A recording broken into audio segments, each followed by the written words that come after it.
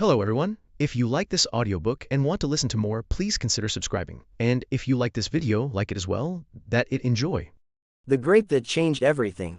Let it be known across all of heaven, hell, and whatever weird middle bit exists between them, the death of Sebastian, Sebas, Ashford was the single most pathetic thing anyone in the afterlife had ever witnessed. And these people once watched a man lose a custody battle to a goose.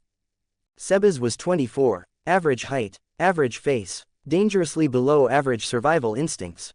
The kind of guy who'd microwave aluminium foil, just to see what happened. Google, am I dead, after stubbing his toe, and once tried to pet a wasp because it looked lonely. He had one friend. It was a parrot. The parrot didn't even like him. On the night of his tragic, embarrassing, Wikipedia-unworthy death, Sebas was doing three things. Watching a documentary about anglerfish that he did not understand and wasn't bothered to even try to understand. Arguing, aggressively, with his roommate's parrot, Gregory, about whether grapes were a top-tier fruit. Losing, badly. You're wrong, Gregory, Sebas said, standing up from the couch and pointing a grape at the bird like a prosecutor delivering a closing argument. Grapes are the pinnacle of fruit evolution. They come in bunches, Gregory. Bunches. Name one other fruit with that kind of squad mentality. You can't. Gregory the parrot blinked. Exactly. Nothing. You've got nothing. Grapes are nature's candy and you sit there on your little wooden stick saying nothing because you know I'm right. Gregory said nothing because, and this is important, he was a parrot. But Sebas was on a roll now. He was in the zone. He was one Red Bull away from writing a full TED talk about grape supremacy. And in his moment of ultimate victory, he decided to do what every man with more confidence than brain cells eventually does. He tossed a grape into the air to catch it in his mouth. Cool guys did this. Movie guys did this. Athletes on Instagram did this. Sebas was none of these things. Sebas was a man who once walked into a glass door at a shopping center and apologized to it. The grape went up. The grape came down. The grape hit the back of his throat, took one look around, and said, "This is my home now." It lodged. Perfectly, like the grape had trained for this moment its entire life on the vine. Sebas grabbed his throat, his eyes went wide, he stumbled left, hit the coffee table hit the lamp hit the floor, he tripped over a shoe, his shoe, which had been sitting in the middle of the room for 3 days because putting it away was tomorrow's problem. Tomorrow would not come for Sebas. He crashed into the wall, slid down it like a sad cartoon, and landed on the floor face first. With his last fading moments of consciousness, he turned his head toward Gregory. Gregory stared at him with cold, black, judgmental eyes. Then Gregory said, loudly, with full human pronunciation that should not have been possible, "Skill issue." Sebas died, right there, on the floor, at 7:43 p.m. on a Tuesday, taken out by a single green grape worth approximately 0.03 pence. No witnesses except a parrot that could apparently speak English when it felt like being disrespectful. The paramedics arrived 40 minutes later because Gregory, shockingly, did not call 999. The official report read, "Cause of death, asphyxiation via fruit." His mum would tell the family he died in his sleep, peacefully, like an angel. He died on his face next to a shoe, like a muppet. Sebas opened his eyes. This was a problem, because dead people generally don't do that. He was standing in a room. If you could call it a room. It looked like someone had described the concept of an office to an alien who had never seen one, and the alien had tried its best and failed. White walls, flickering ceiling light that buzzed like it was personally angry. A single desk that looked like it was made of sadness and cheap wood. A motivational poster on the wall that just said, "Don't." Behind the desk sat Rob. Now, Rob, random omnipotent being, as he insisted on being called that because the upper brace is corporate and I'm a freelancer, looked like a man who had been doing this job for 9 billion years and had emotionally checked out roughly 8 billion years ago. His suit was so wrinkled it looked like he'd slept in it. Not once, every single night since the dawn of creation. His tie was loosened to the point of being decorative. He had bags under his eyes so heavy they needed their own postcode. He was holding a mug that said, "World's okayest deity," and there was something in it that was absolutely not coffee. He did not look up when Sebas appeared. Didn't even bother greeting him. He just sighed. A long, deep, ancient sigh. The kind of sigh that carried the weight of every stupid death he'd ever had to process, and brother, there had been many. Too fucking many. Name, Rob said, in a voice so flat it could be used as a spirit level. Sebastian. Sebas. Ashford. Cause of death. Sebas shifted, tilting his face away. Medical emergency. Rob's pen stopped moving. He slowly, painfully slowly, looked up from his paperwork. His left eye twitched. It says here, Rob said, reading from a file, that you choked on a grape. That is a medical emergency. While arguing with a parrot. He was being unreasonable. The parrot said, skill issue, as you died. Gregory is a hater and a liar. The parrot can't talk, Sebastian. Then explain what I heard. Moving on. Rob slammed the file shut with the energy of a teacher who's 5 minutes from retirement. He reached into his desk, pulled open a drawer full of glowing orbs, and slid one across the desk. What's that? Sebas asked. Your ability. Standard reincarnation package. Every soul gets one power. You take the orb, you get a power, you go live another life somewhere, and I never have to see you again. That last part is very important to me. Personally. What power do I get? Don't know. Don't care. It's random. Touch the orb and leave. Sebas reached out and touched the orb. It cracked. Which was not supposed to happen. Then it shattered. Which was really not supposed to happen. Then every single orb in the drawer, hundreds of them, glowing like tiny angry suns, launched themselves at Sebas like he was a magnet, and they were very enthusiastic paperclips. They hit him one after another, thwack thwack thwack thwack, slamming into his chest in a rapid-fire light show that looked absolutely spectacular and felt like being run over by a lorry made of pure sunshine. Sebas stood there, glowing like a human lamp, smoke curling off his shoulders, hair standing straight up, one shoe somehow missing. Rob's mug slipped out of his hand. It hit the desk. Whatever was inside splashed across 400 years of unsorted paperwork. He didn't notice. He didn't care. His eyes were wide. His mouth was open. For the first time in 9 billion years, the random omnipotent being who had processed more souls than there were stars in the sky, who had seen every possible way a human could die, live, and die again, was completely, utterly, catastrophically frozen. The drawer was empty. Every orb, every power, every ability meant for thousands, possibly millions, of souls. All of them, inside this man, this grape choking, parotarging, shoe tripping, documentary watching catastrophe of a human being. What? Rob whispered. His eye twitched. His other eye twitched. Fuck. He stood up so fast his chair flew back and hit the motivational poster. The poster fell off the wall. He slammed both hands on the desk. He looked at the empty drawer. He looked at Sebas. He looked at the empty drawer again. His brain was doing the math on exactly how many cosmic laws had just been broken, and the answer was all of them. Then, like a switch had been flipped, Rob straightened his tie, smoothed his suit, sat back down, picked up his mug, which was now empty, and pretended to take a sip. Completely composed, totally fine, not a single problem here. Quote. Was that supposed to happen? Sebas asked, still smoking slightly. Yes, Rob lied, without a single ounce of hesitation. Flawless delivery, Oscar-worthy. That was completely intentional. You now have every power in existence.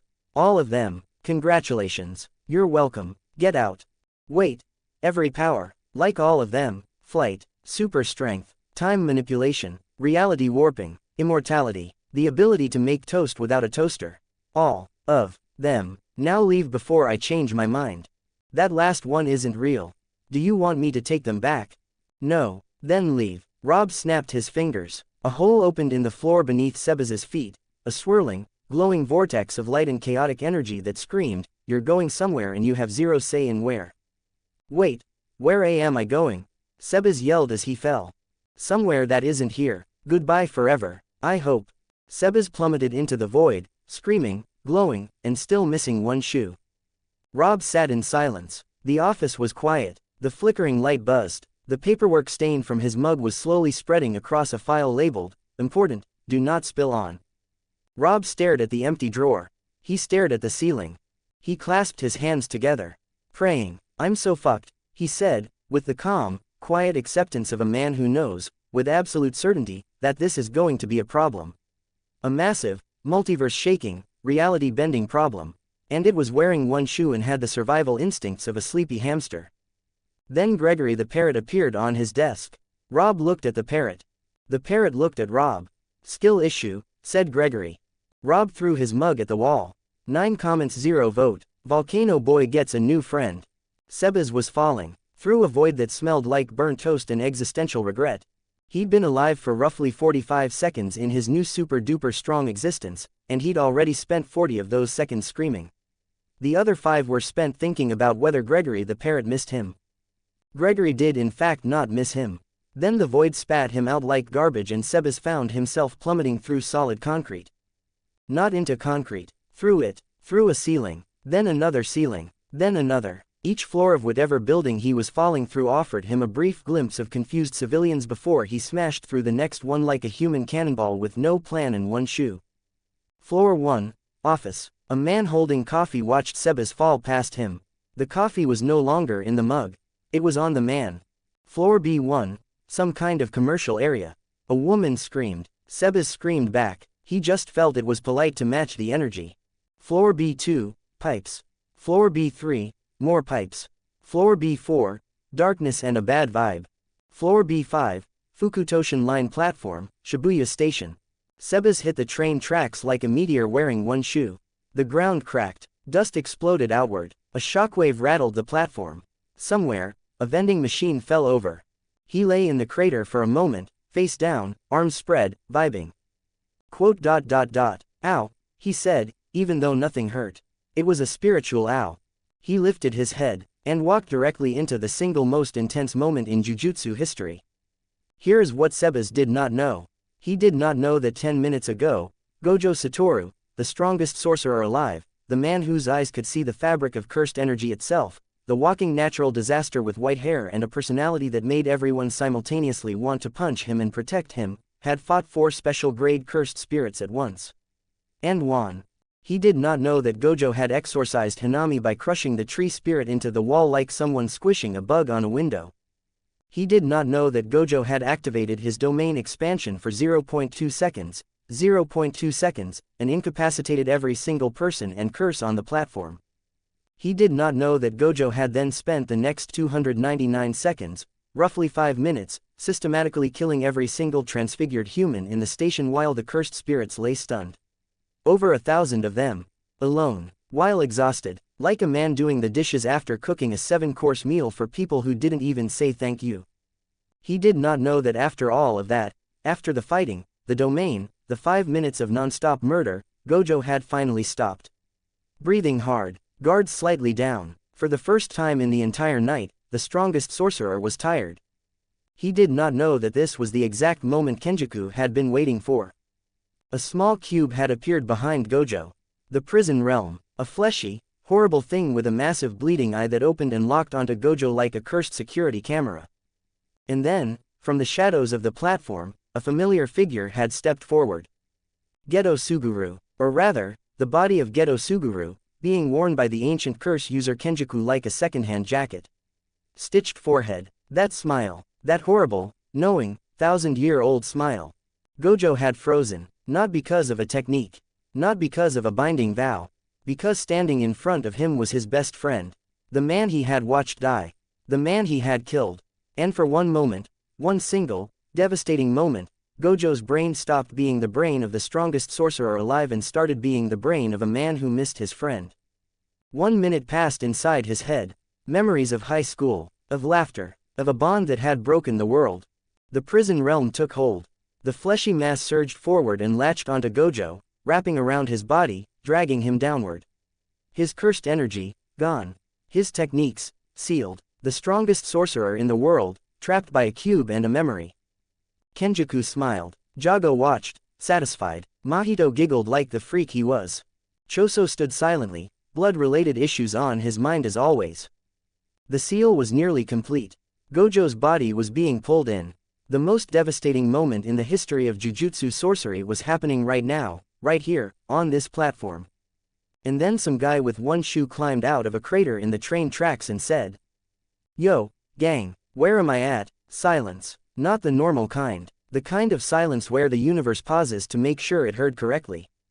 Sebas stood at the edge of the platform, dust in his hair, one shoe on, one shoe in another dimension, shirt torn, looking around the underground station like a tourist who got off at the wrong stop. He looked left. Broken pillars. Unconscious civilians. Rubble. Fire damage. He looked right. More rubble. A dented vending machine. What appeared to be scorch marks on literally everything. He looked forward. A very tall, very pretty man with white hair was currently being eaten by some kind of fleshy cube monster. The man's eyes, impossibly blue, even behind the tattered remains of a blindfold, were wide with confusion, because even in the process of being sealed inside a cursed pocket dimension, Gojo Satoru's brain had enough bandwidth to think, who the fuck is that? Next to the cube stood a man with long black hair and stitches across his forehead, smiling like someone who had just completed a 1,000-year plan and was very pleased with himself. Behind him, a short angry volcano with legs. A blue-gray patchwork dude who looked like he'd been assembled by a toddler with clay. And a goth-looking guy with blood under his eyes who seemed like he was going through something personal. Sebas processed none of this. Yo, he said again, waving with one hand. Is this Shibuya? I was trying to get to a Tesco. Nobody responded. Kenjaku's smile flickered. In 1,000 years of planning, across hundreds of bodies, through wars and betrayals and schemes that spanned centuries, not once had he factored in, random shoeless man falls through ceiling and asking for directions to a Tesco. Who? Kenjaku started, his voice still carrying that silky, ancient confidence, but with a new undertone of, what is happening, are you? Sebas opened his mouth to answer. Took one step forward. And ate it, his one remaining shoe, the left one, the cursed survivor of the ROB incident, found a patch of blood on the platform floor thanks, Choso, and decided that grip was for quitters. Sebas's foot went forward, his body went backward, his arms windmilled, he made a noise, a horrible, undignified noise, somewhere between a goose and a man falling downstairs, and slammed onto his back so hard the platform cracked a second time. Right in front of Gojo. Right in front of Kenjaku. Right in front of every cursed spirit on the platform. During the sealing of the strongest sorcerer in the world. He just lay there, on his back, staring up at the ceiling he'd fallen through. 5 neat holes, one per floor, leading all the way up to the night sky. Quote. I meant to do that, Sebas whispered. Gojo Satoru, half-sealed inside the prison realm, body being consumed by a cursed flesh cube, in the middle of arguably the worst moment of his entire life, looked down at Sebas. And snorted, the kind of snort you make when something is so stupid your body bypasses your brain entirely and just reacts. PFF'd. Kenjaku's eye twitched. Did you just laugh? Kenjaku said, his ancient composure cracking for the first time in roughly 4 centuries. No, Gojo lied, still being sealed. Something was in my throat. Jogo had seen enough. He didn't know who this human was. He didn't care. They were in the middle of the most important operation in cursed spirit history, the sealing of Gojo Satoru, the one obstacle between cursed spirits and true dominance over humanity, and some random monkey had fallen through the ceiling, asked for a Tesco, slipped on blood, and made the strongest sorcerer laugh during his own sealing. This was going beyond disrespect. I'll handle this, Jogo said, stepping forward, his volcanic head flickering with barely contained fury. This insect. Ooh, a talking candle, Sebas said from the floor, not getting up. Wicked. Will be reduced to ash. Jogo raised his hand. Cursed flames erupted, concentrated, furious, the kind of fire that melts steel and turns bone to memory. He didn't hold back. He didn't need to. This was a regular human. This would take less than a second. This was beneath him, but he was going to enjoy it anyway because this human had just called him a talking candle. He fired. Direct hit. The explosion ripped through the platform and sent debris flying in every direction. Dust and smoke billowed outward like a volcanic eruption, fitting. The heat warped the air for 50 meters in every direction. Mahito shielded his face. Choso didn't bother. Kenjaku watched with mild disinterest. Any normal human would have been vaporized. Not just dead, gone, erased. Not enough left to fill an urn. The smoke cleared. Sebas was still on the floor. Same position, on his back, arms behind his head now, like he was stargazing. His shirt was slightly warm. Huh, Sebas said, patting his chest. Toasty. Jogo's single eye went so wide it looked like it was trying to leave his face. What? Sebas sat up, stretched, yawned. He looked at Jogo, really looked at him, tilted his head left, then right, squinted. Yo, Sebas said slowly, standing up and circling Jogo like a man examining a really ugly ornament at a car boot sale. Why is there a weird-looking goofy dwarf here? The words landed like a domain expansion to Jogo's ego. His flames sputtered, his fists clenched, His single eye twitched so hard it looked like it was buffering. Even Mahito, Mahito, the most annoying creature in existence, went, "Oh damn," under his breath. "I am Jogo," the cursed spirit seethed, heat rising off him in visible waves. "A special grade cursed SP. Nah, because hold on," Sebas interrupted, leaning in uncomfortably close to Jogo's face. "What are you though? Genuinely. Like, are you a candle? A angry little volcano from one of them kids' science projects? The baking soda and vinegar ones? Because you've got that energy. That energy of a paper match mountain in a primary school that didn't win the fair. I will burn you too. You look like if someone microwaved a garden gnome and it came out mad about it. You look like a Yankee candle that gained sentience and chose violence. Stop, you look like if Mount Vesuvius was 5'2" and had anger management issues." Jogo screamed, just a raw, primal, volcanic scream of a being who had existed for centuries and had never been this disrespected by someone. Kenjaku, for the first time in 1,000 years, did not know what to do. Gojo, still being sealed, was shaking from trying not to laugh. And then, mid-thought, mid-chows, mid-everything, Sebas tilted his head and said, "You know what would be kinda funny? The world stopped.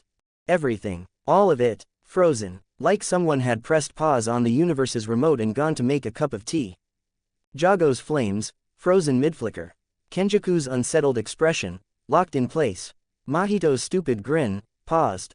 Choso's brooding, on hold. Gojo, mid-seal, caught between dimensions, completely still. The prison realm's fleshy mass, motionless. A piece of rubble that had been falling just hung there in the air like it forgot what gravity was. Sebas stood in the middle of all of it, hands on his hips, one shoe on, thinking. "Right," he said aloud, to nobody, because everyone was frozen. "So this angry little garden gnome volcano fella wants to fight. And I could just flick him into the sun. Easy. Boring. I didn't get every power in existence to be boring." He paced around Jogo's frozen form, leaned in close, flicked his frozen volcanic head. It made a little ting sound.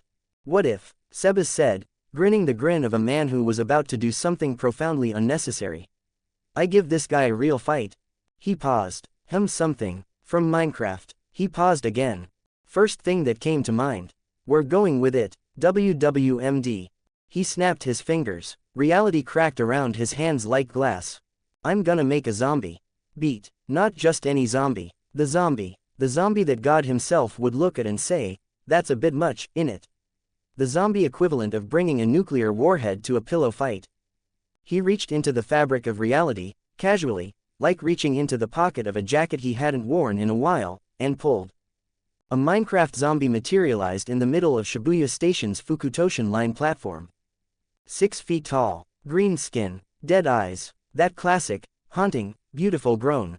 It stood there, arms outstretched, one brainshell bouncing around inside its blocky skull like a DVD screensaver that never hits the corner. "Beautiful," Sebas said, wiping a fake tear.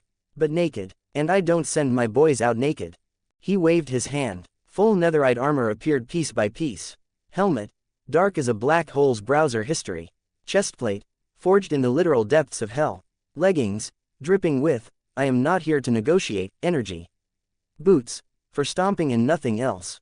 All enchanted gear. The zombie looked like the final boss of a game that hadn't been invented yet.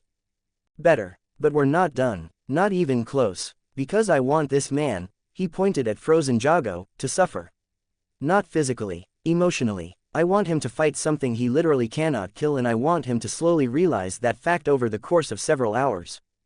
Sebas reached into reality again and pulled out 10 rings.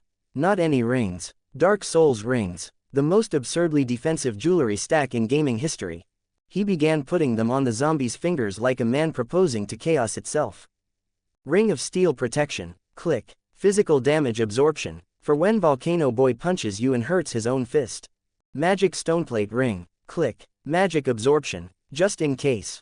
Flame Stoneplate Ring. Click. He looked directly at frozen Jogo. "This one's for you, Science Fair Volcano. This one is personal. I want you to hit this zombie with your best fire attack, and I want the zombie to yawn." Thunder Stoneplate Ring. Click. Lightning absorption. Nobody here uses lightning, but I believe in being prepared. Dark Stoneplate Ring. Click. Dark absorption. Because overkill is underrated. Speckled stoneplate ring, click. This one boosts magic, fire, lightning, and dark absorption. Belt and suspenders in a third belt, baby. Spell quartz ring, click. Even more magic absorption. At this point I'm just being rude.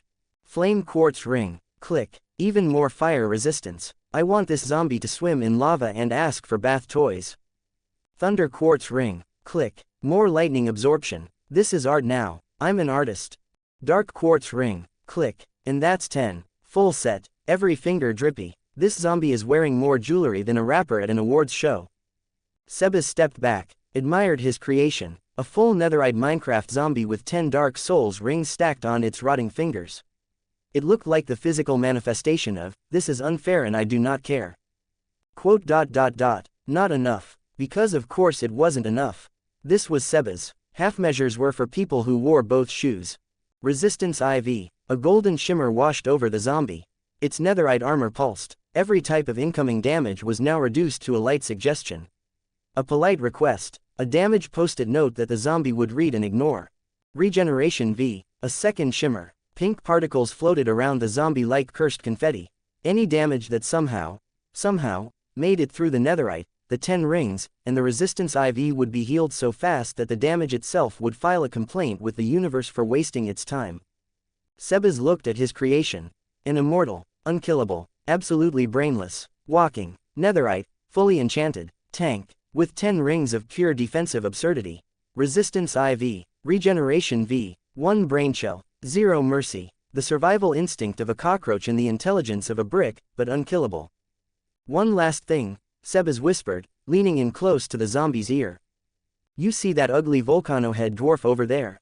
He pointed at Jogo, the goofy little angry one that looks like a melted action figure. The zombie's dead, empty, soulless eyes slowly, mechanically, rotated toward Jogo. Yua, said the zombie. Chase him, never stop, don't think, not that you can. Don't eat, don't sleep, don't look at anything else. Just chase that angry little fire-headed freak until the sun explodes or I get bored. Whichever comes first, that is your only purpose. Your entire existence, your reason for being. You are a heat-seeking missile shaped like a dead man in armor. Go. The zombie groaned in what Sebas chose to interpret as enthusiastic agreement. Good talk, Sebas said, patting its netherite chestplate. Make me proud, son. He stepped back, cracked his neck, unfroze time. The world snapped back like a rubber band. Jogo's flames resumed. Kenjaku's face finished being unsettled. Mahito's grin completed its cycle. Choso continued brooding. Gojo continued being sealed. Everything was exactly as it was one frozen moment ago, except now there was a 6-foot Minecraft zombie in full netherite armor standing 3 feet in front of Jogo, staring at him with the empty, hollow, unblinking intensity of something that had been given one job and was going to do it until the heat death of the universe. Yua, said the zombie. Jogo blinked. Quote. What is? The zombie lunged, with the janky, arms outstretched, head forward sprint of a Minecraft mob that had spotted its target and was now operating on pure, undiluted, single brain cell aggression. Directly at Jogo. What the? Jogo blasted it with fire. The zombie walked through it. The flame stoneplate ring glowed. The flame quartz ring glowed. The speckled stoneplate ring glowed. The netherite armor didn't even get warm. The zombie's expression did not change because it did not have expressions. It had one face and that face said, I am coming for you and I do not know how to stop. Yua, said the zombie, still sprinting. Jogo hit it again, harder, full power, an eruption that shook the entire platform. The zombie's health bar flickered. Regeneration V healed it before the flicker finished. The zombie didn't slow down, didn't flinch, didn't acknowledge that it had just been hit with an attack that could level a city block. It just kept coming. What is this thing? Jogo screamed, backing up for the first time in his entire existence. Sebas sat on the edge of the platform, legs dangling over the tracks, watching. Art. 4 comments 0 vote. Jogo gets a bestofriendo he didn't ask for. Gojo got sealed. Like. Fully sealed. Cube closed. Gone. The strongest sorcerer in the world, packed into a box like IKEA furniture. Kenjaku said. Gate close, with the smuggest smile in human history and the prison realm snapped shut. Sebas watched the whole thing from the platform edge, legs dangling, eating a bag of crisps he'd manifested from thin air. Damn, he said, mouth full. That's tough. Kenjaku picked up the cube. Or tried to. The prison realm slammed itself into the ground so hard the entire platform shook. Kenjaku stumbled. The cube didn't budge. It sat there like it weighed more than the earth itself, multiple eyes opening across its surface, all of them looking angry. Ah, Kenjaku said, composure cracking for exactly half a second. He's being difficult. Your box is throwing a tantrum, Sebas observed. Kenjaku ignored him. He had a 1,000-year plan to worry about. He was not going to engage with the shoeless man eating crisps. Meanwhile, the zombie was chasing Jogo. In theory. In practice, the zombie was doing the Minecraft walk. You know the one. Arms straight out, legs moving at the speed of a Nan going to the shops. No urgency, no hurry, just step, step, step, toward Jogo with all the intensity of a man walking to the fridge at 2 a.m. "Yua," said the zombie. Jogo stood 30 feet away, staring at it. "That's it," Jogo said, "that's your creation, it moves like it's walking through custard." Even Mahito laughed, "It's so slow, it's actually kind of sad." The zombie took one more step. Then another. Its netherite boots made a little clonk clonk clonk sound on the platform. Slow, steady, absolutely pathetic. Sebas looked at his zombie. Then at Jogo. Then back at his zombie. "Yeah nah that is slow in it," Sebas muttered. He raised one finger. Speed 20. The zombie vanished. Not disappeared. Vanished. One frame it was doing the grandma shuffle. The next frame it was a netherite blur moving at what could only be described as completely unreasonable velocity. The sound barrier didn't break, it shattered. A sonic boom ripped through the platform. Debris flew. Wind smashed outward in every direction. Mahito's hair went sideways. Choso's blood floated. Kenjaku's robes flapped violently. The zombie crossed 30 feet in approximately 0 seconds and slammed into Jogo like a freight train wearing armor. "Hhhh," said the zombie, at Mach 2. Jogo went through a pillar. Then another pillar. Then a wall. Then he stopped because the wall behind that wall was thicker. "Oh," Sebas said, "maybe that was too much speed." He thought about it. Nah. Jogo pulled himself out of the rubble, flames erupting off his body. His single eye was twitching. His volcano head was literally smoking extra. "What did you just?" The zombie was already in front of him again. It threw a punch. Slowly. So slowly. It was Mach 2 on the legs but the arms were still base Minecraft zombie speed. The fist came toward Jogo's face like it was moving through honey. Jogo had time to read a book, make dinner, and file his taxes before the punch landed. It connected. Bonk. "Did that thing just bonk me?" Jogo said. The zombie pulled its fist back. Wound up. Threw another punch. Bonk. "Yua. Bonk. Stop that. Bonk. Stop. Bonk bonk bonk." Sebas watched. The zombie had the attack speed of a sloth on sedatives. It was throwing punches like an old man swatting at a fly he couldn't quite see.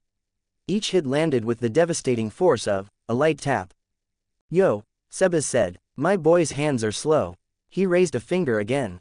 Haste 10. The zombie's arms became a blur. If Speed 20 turned its legs into a jet engine, Haste 10 turned its fists into a machine gun. The zombie locked onto Jogo and started swinging, not with skill, not with technique, not with any form of martial intelligence whatsoever, just raw, mindless, turbocharged flailing. Bonk bonk bonk bonk bonk bonk bonk bonk bonk bonk bonk.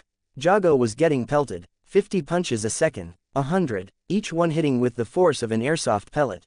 Not enough to hurt, not even close, but absolutely, categorically, without question enough to be the most annoying thing Jogo had ever experienced in his centuries of existence. "Stop, OW, that doesn't, OW, even hurt, OW, but stop, ow ow ow ow." It was like being attacked by an aggressive hailstorm made of netherite fists. Each individual hit did basically nothing. But there were so many of them. It was death by 1,000 taps. It was the physical equivalent of someone poking you in the shoulder non-stop forever. Jogo blasted the zombie with fire. The fire hit the zombie and the zombie's health bar moved by exactly 0.00016%. Regeneration V healed it before the number finished displaying. The zombie did not slow down. The zombie did not flinch. The zombie did not acknowledge that it had been hit at all. Bonk bonk bonk bonk bonk bonk bonk. Yua. Bonk bonk bonk bonk bonk. Sebas manifested a bucket of popcorn. The big cinema kind. Extra butter. He sat cross-legged on the platform, one shoe on, watching Jogo, a special grade cursed spirit who had fought Gojo Satoru, get airsofted to death by a Minecraft zombie in Dark Souls jewelry. This is absolute cinema, Sebas said, shoving popcorn into his mouth. Jogo tried punching back, full power, a cursed energy-infused fist that could crater a building. It connected. The zombie's health bar barely flickered. Regeneration V topped it off like nothing happened. He tried Maximum Meteor, his strongest technique, a miniature sun. The zombie stood in the middle of it. Netherite glowing, rings glowing, health bar moved 0.00016% and healed instantly. "Yua," said the zombie, walking out of the explosion like it was a light drizzle. Bonk bonk bonk bonk bonk. Jogo tried grabbing the zombie. The zombie was faster. Jogo tried running. The zombie was speed. Jogo tried flying upward. The zombie jumped, because Minecraft zombies can jump one block, and with speed 20, one block, launched itself 40 feet into the air like a netherite missile. Bonk bonk bonk bonk. I cannot kill this thing, Jogo screamed to no one in particular. No shit Sherlock, Sebas called from his seat, eating popcorn. Kenjaku watched from beside the prison realm cube, his face doing something it had never done in 1,000 years, genuine confusion. Mahito was recording. He didn't have a phone. Nobody knows how he was recording. But he was. Choso just stood there, arms crossed, watching. This wasn't his business. He had blood-related family issues to think about. It went on for 20 minutes. 20 minutes. Jogo, ancient cursed spirit, embodiment of humanity's fear of volcanoes, being who had faced the strongest sorcerer alive, spent 20 minutes fighting a zombie that could not be killed, could not be hurt, could not be reasoned with, and would not shut up the fuck up. Yua. Bonk bonk bonk. Yua. Bonk bonk bonk bonk. At minute 21, something broke inside Jogo. Not his body, his spirit, his will, the part of him that believed cursed spirits were superior to humans looked at this brainless, groaning, netherite-wearing monstrosity and thought, I want to leave. Jogo stopped fighting. He turned around. And he just walked away. Walked. With the energy of a man leaving a job he hated. Shoulders slumped. Flames dim. Eye half closed. Done. Finished. Over it. The zombie followed. Of course it did. It had one instruction. 1. Chase the goofy volcano dwarf. Forever. It fell into step directly behind Jogo, speed 20 dialed down to match his walking pace, because even a brainless undead mob could figure out that walking with the target was more efficient than overshooting. Tap. The zombie poked Jogo in the back. Jogo kept walking. Tap tap. Stop. Tap. I said stop. Tap tap tap. Yua. Tap. Jogo walked faster. The zombie walked faster. Jogo turned left. The zombie turned left. Jogo stopped. The zombie stopped. Jogo took one step. The zombie took one step. And tapped him. Tap. I will end you. Yua. Tap. They walked off into the dark of Shibuya station together. One angry volcano spirit who had lost the will to fight. One unkillable zombie in full netherite with 10 rings and 4 Minecraft buffs, tapping him on the back every 1.3 seconds like the world's most persistent little brother. From the platform, Sebas watched them go. He ate his last piece of popcorn. With the tears flowing down from his eyes. Beautiful, he whispered. Planet Earth but worse. Sebas followed Jogo through the tunnels of Shibuya station at a comfortable distance of about 20 feet, hands behind his back, walking like a man on a Sunday stroll through a park. The zombie was still tapping Jogo's back. Tap, tap, tap, Yua, tap. Jogo hadn't spoken in 4 minutes. His flames were dim, his shoulders were slumped, he looked like a man on his commute home after the worst day of his life. Which, technically, it was. Sebas cleared his throat, and here we observe the lesser volcanic spirit in its natural habitat, Sebas whispered in the most dramatic David Attenborough voice he could manage. Once a proud apex predator, the creature has been reduced to a state of quiet surrender. Notice the dimming of the flames, a clear sign of emotional defeat. Jogo's eye twitched but he didn't turn around. Tap. The netherite zombie, a persistent and deeply stupid organism, continues its lifelong mission of following the volcanic specimen. Scientists remain unsure whether the zombie is aware it is alive. Current evidence suggests, barely. Yua, said the zombie, right on cue. A haunting mating call, Sebas narrated. That's not what that is, Jogo snapped without turning around. The volcanic spirit responds with aggression, a defense mechanism commonly seen in creatures that have lost all control of their circumstances. Jogo walked faster. The zombie walked faster. Sebas walked faster. The distance between all three remained exactly the same. They were a sad little convoy moving through the underground tunnels of Shibuya like the world's worst field trip. They passed Mahito. Mahito was leaning against a wall, arms crossed, grinning. Because Mahito was always grinning. That was his whole thing. Being the worst and grinning about it. Having fun, Jogo, Mahito called out. Shut up. What is that thing? I don't know. Tap. It's touching you. I know. Mahito looked at Sebas. Sebas looked at Mahito. Sebas squinted. Yo, why does that guy look like he was made by a 5-year-old out of Play-Doh? Mahito's grin disappeared for exactly 1 second. One beautiful, glorious second.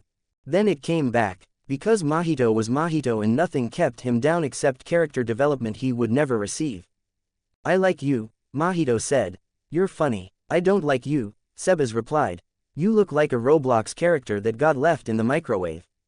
Sebas kept walking. Mahito stood there. For the first time in his existence, a cursed spirit born from humanity's hatred of each other had absolutely no idea what a Roblox was but knew, instinctively, deeply, spiritually, that he had just been violated.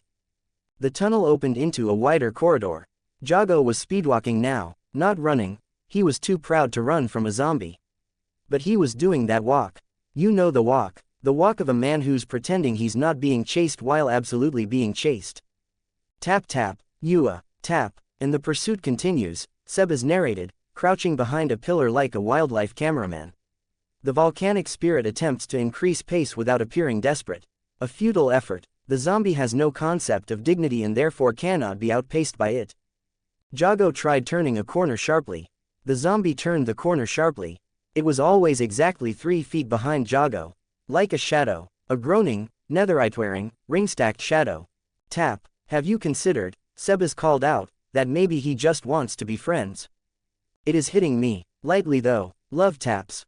I will burn this entire station down. You already tried fire. The fire approach is not working, mate. Maybe try talking to it. Communication is key in any relationship. Jogo whirled around and screamed directly into the zombie's face. Full volume. Centuries of cursed spirit fury concentrated into a single volcanic roar that shook the walls and cracked the ceiling. The zombie stared at him. Yua, tap. Jogo turned back around and kept walking. Remarkable, Sebas whispered. It felt nothing. They walked for another 10 minutes.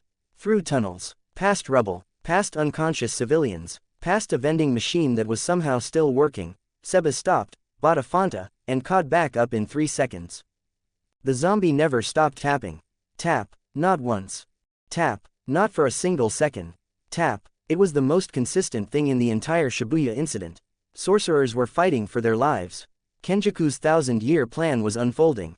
The fate of Jujutsu society hung in the balance. And somewhere in the tunnels, a mini-volcano was being followed by a zombie, and a man with one shoe was drinking Fanta and narrating it. Tap. At this point, Sebas whispered, sipping his drink, the volcanic spirit has entered what researchers call the acceptance phase. It no longer flinches at the tapping. It no longer reacts to the groaning. It has simply absorbed the zombie into its life. Like a man who has learned to sleep through his neighbor's dog barking. The pain is still there. But it is background noise now. Jogo stopped walking. He stood completely still. The zombie stopped too. It stood 3 feet behind him. Patient, eternal. One brainshell humming like a broken fridge. Jogo slowly turned his head. He looked at the zombie. Then at Sebas. Then back at the zombie. Quote. Will it ever stop? Jogo asked, with the quiet, broken voice of a man who already knew the answer. Sebas took a sip of Fanta. No, tap, Yua. Jogo turned around and kept walking. Somewhere in Shibuya, Yuji Itadori was fighting for his life against Choso. Somewhere else, Nanami was cutting through transfigured humans with grim determination. Somewhere else, Megumi was strategizing, Nobara was being reckless, and the entire Jujutsu world was spiraling into chaos. And in a tunnel beneath all of it, Sebas finished his Fanta, crushed the can, and tossed it into a bin that was somehow still standing. Right, he said, stretching. This has been fun, but I think Volcano Boy's broken enough for today. He looked at the zombie one last time. His beautiful, stupid, unkillable son. Still tapping, still groaning, still absolutely committed to the one task it had been given. Keep up the good work, son, Sebas said, saluting. Make daddy proud. Yua, tap. Sebas snapped his fingers. A portal opened beneath his feet, swirling, bright, chaotic. Wait. Jogo spun around. You're leaving, take this thing with you. Can't hear you, Sebas said, already sinking into the portal. Bad signal down here. Take it, you're breaking up, mate.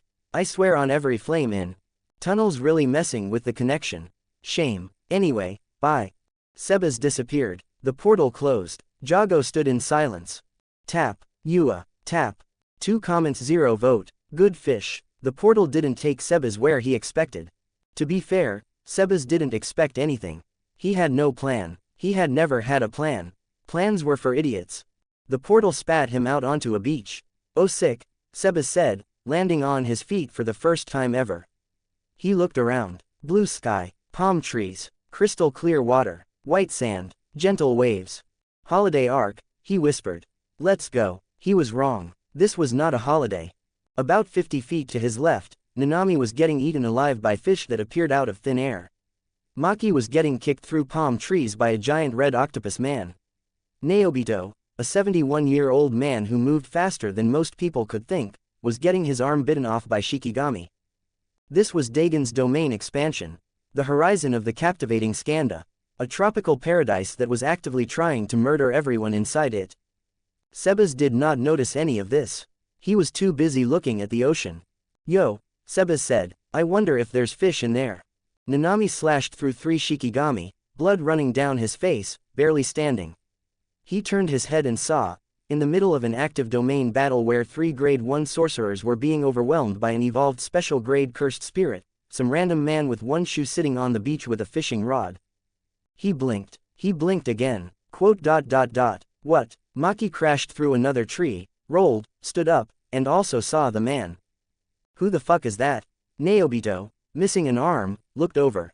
Is he fishing? He was fishing. Sebas had manifested a fishing rod from thin air, a nice one, wooden handle, proper reel, and cast the line into Dagon's cursed ocean like a man on a Saturday morning with absolutely nowhere to be. He didn't even have bait attached to the hook. Shish, Sebas said without looking at them. You'll scare the fish. We're dying, Maki screamed. That sounds like a you problem. Dagon himself paused mid-attack. His Shikigami froze. The ancient cursed spirit born from humanity's fear of the ocean looked at this random human who had appeared in his domain, in his ocean, and was fishing in it. How did you get in here? Dagon demanded. Door was open. There is no door. Then how'd I get in? Dagon opened his mouth, closed it, opened it again. Nothing came out. He had no answer for this. His domain was supposed to be sealed. Nobody should be able to enter without another domain or... Anyway, quiet, Sebas said, wiggling his fishing rod. I'm trying to catch something big. The line tugged. Not a normal tug. Not a, oh I caught a trout, tug. The kind of tug that said, something down there is angry and it is large. Sebas grinned. Oh we got a bite, ladies and gentlemen. The ocean moved. Not waved. Moved. A massive swell rose from the depths. Dagon's Shikigami scattered. The water churned. Something enormous was coming up from below, something that had absolutely no business being in a cursed domain, or in this anime, or in this dimension, or frankly in any ocean that valued its reputation. The water exploded. Out of the cursed ocean, launched 40 feet into the air with the force of a ballistic missile made of fish, came Duke Fishron. For those unfamiliar, Duke Fishron is a boss from Terraria. Part pig, part dragon, part fish, all nightmare. A massive blue-green monstrosity with wings, tusks, glowing eyes, and the general appearance of something that was made on a Friday afternoon after a very long week. It was the size of a building. It hovered above the ocean, water cascading off its body, wings beating, eyes glowing, tusks dripping with cursed seawater. Everyone froze. Nanami froze. His blade lowered half an inch. His brain, the brain of a man who calmly calculated ratio techniques under life-threatening pressure, produced exactly one thought. What? Maki froze. She'd fought cursed spirits. She'd been kicked through trees. She'd stared death in the face. But she had never seen a flying pigfish dragon the size of a house erupt from the ocean like it had a personal vendetta against physics. Naobito froze. He was 71. He was missing an arm. He was done. Dagon froze. This was his ocean, his domain, his water, and something had just come out of it that he had not put there and could not explain. That is not one of my Shikigami, Dagon said quietly. No shit, Maki whispered. Duke Fishron hovered in the air for a moment.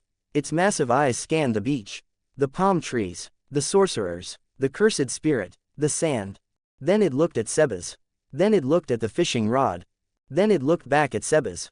Yo, Duke Fishron said. Its voice was deep, gravelly, like a man who'd been smoking at the bottom of the ocean for 300 years.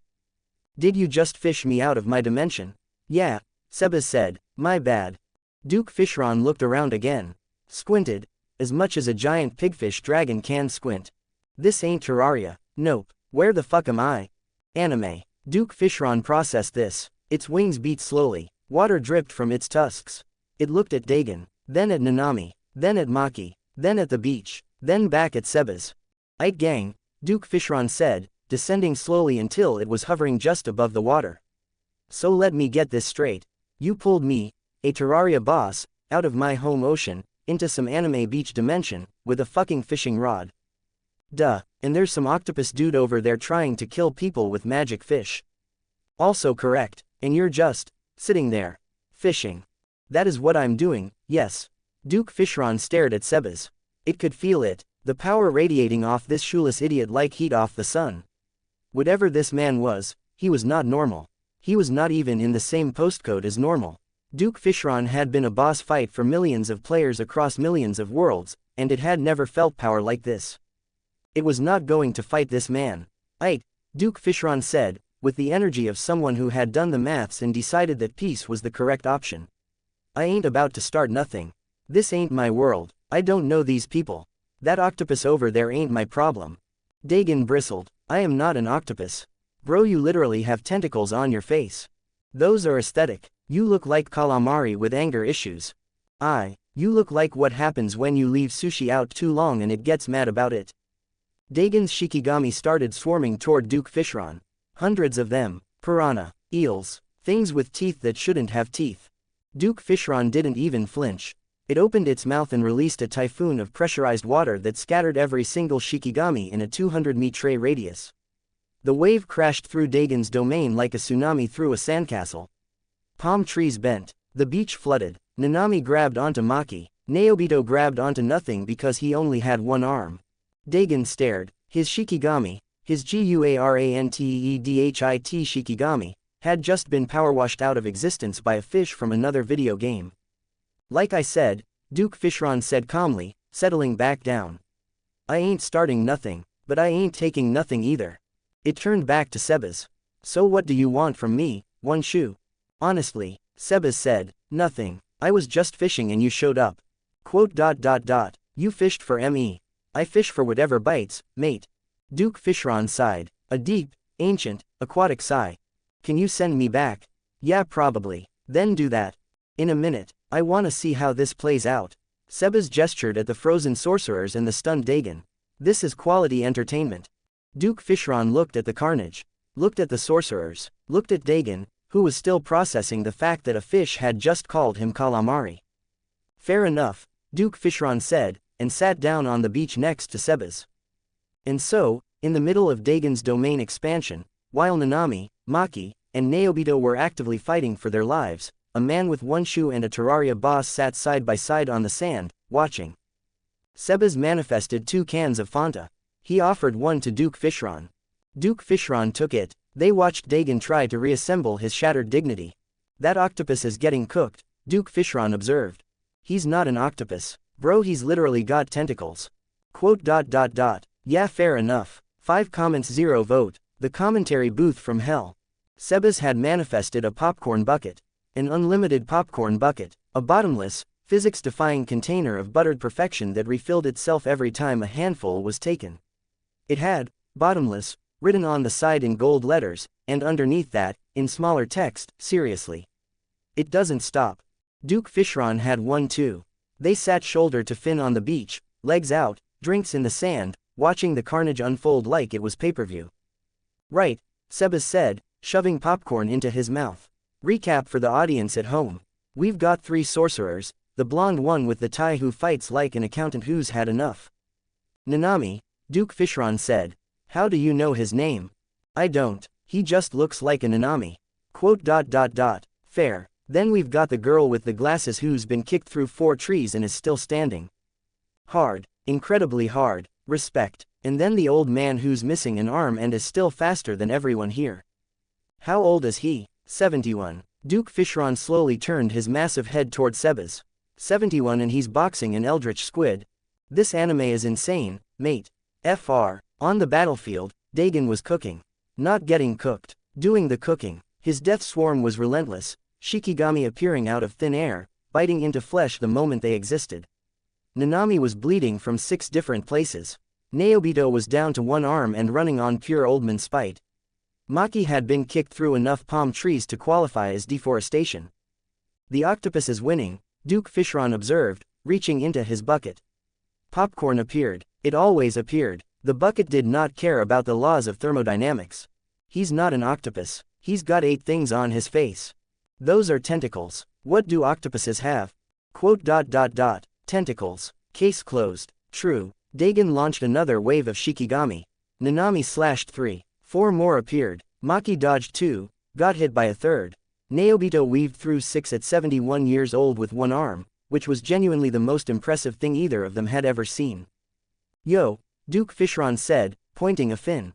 The old man just dodged 6 fish with 1 arm. He's Seventyone. That man is 71 and he's moving like that. What are they feeding these sorcerers, bro? Whatever it is, I want some. Then the ocean rippled. Not from Dagon. Not from a Shikigami. From something else. Shadows, liquid, dark, unnatural, erupted from the water like ink spilling upward. They twisted. They spiraled. They formed a column that stretched toward the sky of the domain. Oh, Sebas sat up straighter. A figure burst through the shadows. A kid, teenager, dark hair, exhausted face, barely standing but radiating cursed energy like a man with absolutely nothing left to lose. Megumi Fushiguro had entered the domain. New character just dropped, Duke Fishron announced through a mouthful of popcorn. Megumi extended his shadow toward Maki. From it, she pulled out a weapon, 3 connected segments, a staff that could be split apart. The special grade cursed tool, Playful Cloud. He brought accessories, Sebas said approvingly. Maki gripped Playful Cloud and immediately cracked Dagon across the face so hard the cursed spirit flew sideways through his own beach.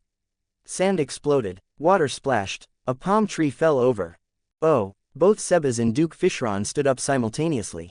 Duke Fishron's popcorn went everywhere. The bucket refilled instantly. She hit him with the stick. With the fancy stick. Did you see that octopus fly? He went sideways. He went diagonal. They high-fived. A man with 1 shoe and a giant pigfish dragon slapping appendages together on a cursed beach while a teenage boy struggled to maintain a domain expansion. This was fine. Everything was fine. Megumi's domain clashed with Dagon's. The guaranteed hit was neutralized. The Shikigami still came, but they could be seen now. Blocked. Dodged. It was no longer a slaughter, it was a fight. But Dagon was still winning. 4 sorcerers against 1 special grade inside his own domain and he was still winning. Nanami was protecting Megumi. Naobito was running interference on 1 arm. Maki was swinging Playful Cloud like a woman possessed. Megumi was burning through everything he had just to keep his domain from collapsing. They can't win this, Duke Fishron said, suddenly serious. A piece of popcorn hung from his tusk. The kid's running out of gas. The old man's got 1 arm. Blonde guy's bleeding from everywhere. Stick girl's tough but she can't solo the octopus. No, Sebas agreed. They can't. So what happens? Dunno. Let's find out. Megumi was at his limit. His domain was crumbling. But instead of trying to overpower Dagon's domain, because that was never the plan, he did something smarter. He started opening a hole. A gap in the barrier. An exit. Smart kid, Sebas muttered. He's not trying to win. He's trying to get everyone out. Respect, Duke Fishron said. Nanami yelled at the others to assemble. They gathered around Megumi. The hole in the barrier flickered, unstable, fragile, barely holding. Dagon saw the opening. He surged forward to stop them. And then someone came through the hole. Not out, in. A hand gripped the edge of the barrier gap. Then an arm. Then a body hauled itself through with the casual ease of a man climbing over a garden fence. He stood up. The beach went quiet. Even the waves seemed to shut up. The man was tall, built like someone had designed a human specifically for violence and then forgot to add the off switch. Dark hair, dead eyes, Scars that told stories nobody wanted to hear. He radiated nothing. No cursed energy. Not a drop. He was a blank space in the cursed world, a void shaped like a man. But the pressure, the physical, raw, animalistic pressure that came off him made every single person on that beach, sorcerer and curse alike, take an involuntary step backward. Toji Fushiguro had entered the domain. Sebas's popcorn hand froze halfway to his mouth. Duke Fishron's jaw dropped. A piece of popcorn fell out. Quote. Who? Duke Fishron whispered, as that. Sebas didn't answer immediately. He was staring, with the pure, primal recognition of one unserious being acknowledging that someone very serious had just walked in. I don't know, Sebas said slowly. But that man has never paid taxes and I respect it. Toji moved. He simply wasn't somewhere and then was somewhere else. 1 second he was at the barrier gap.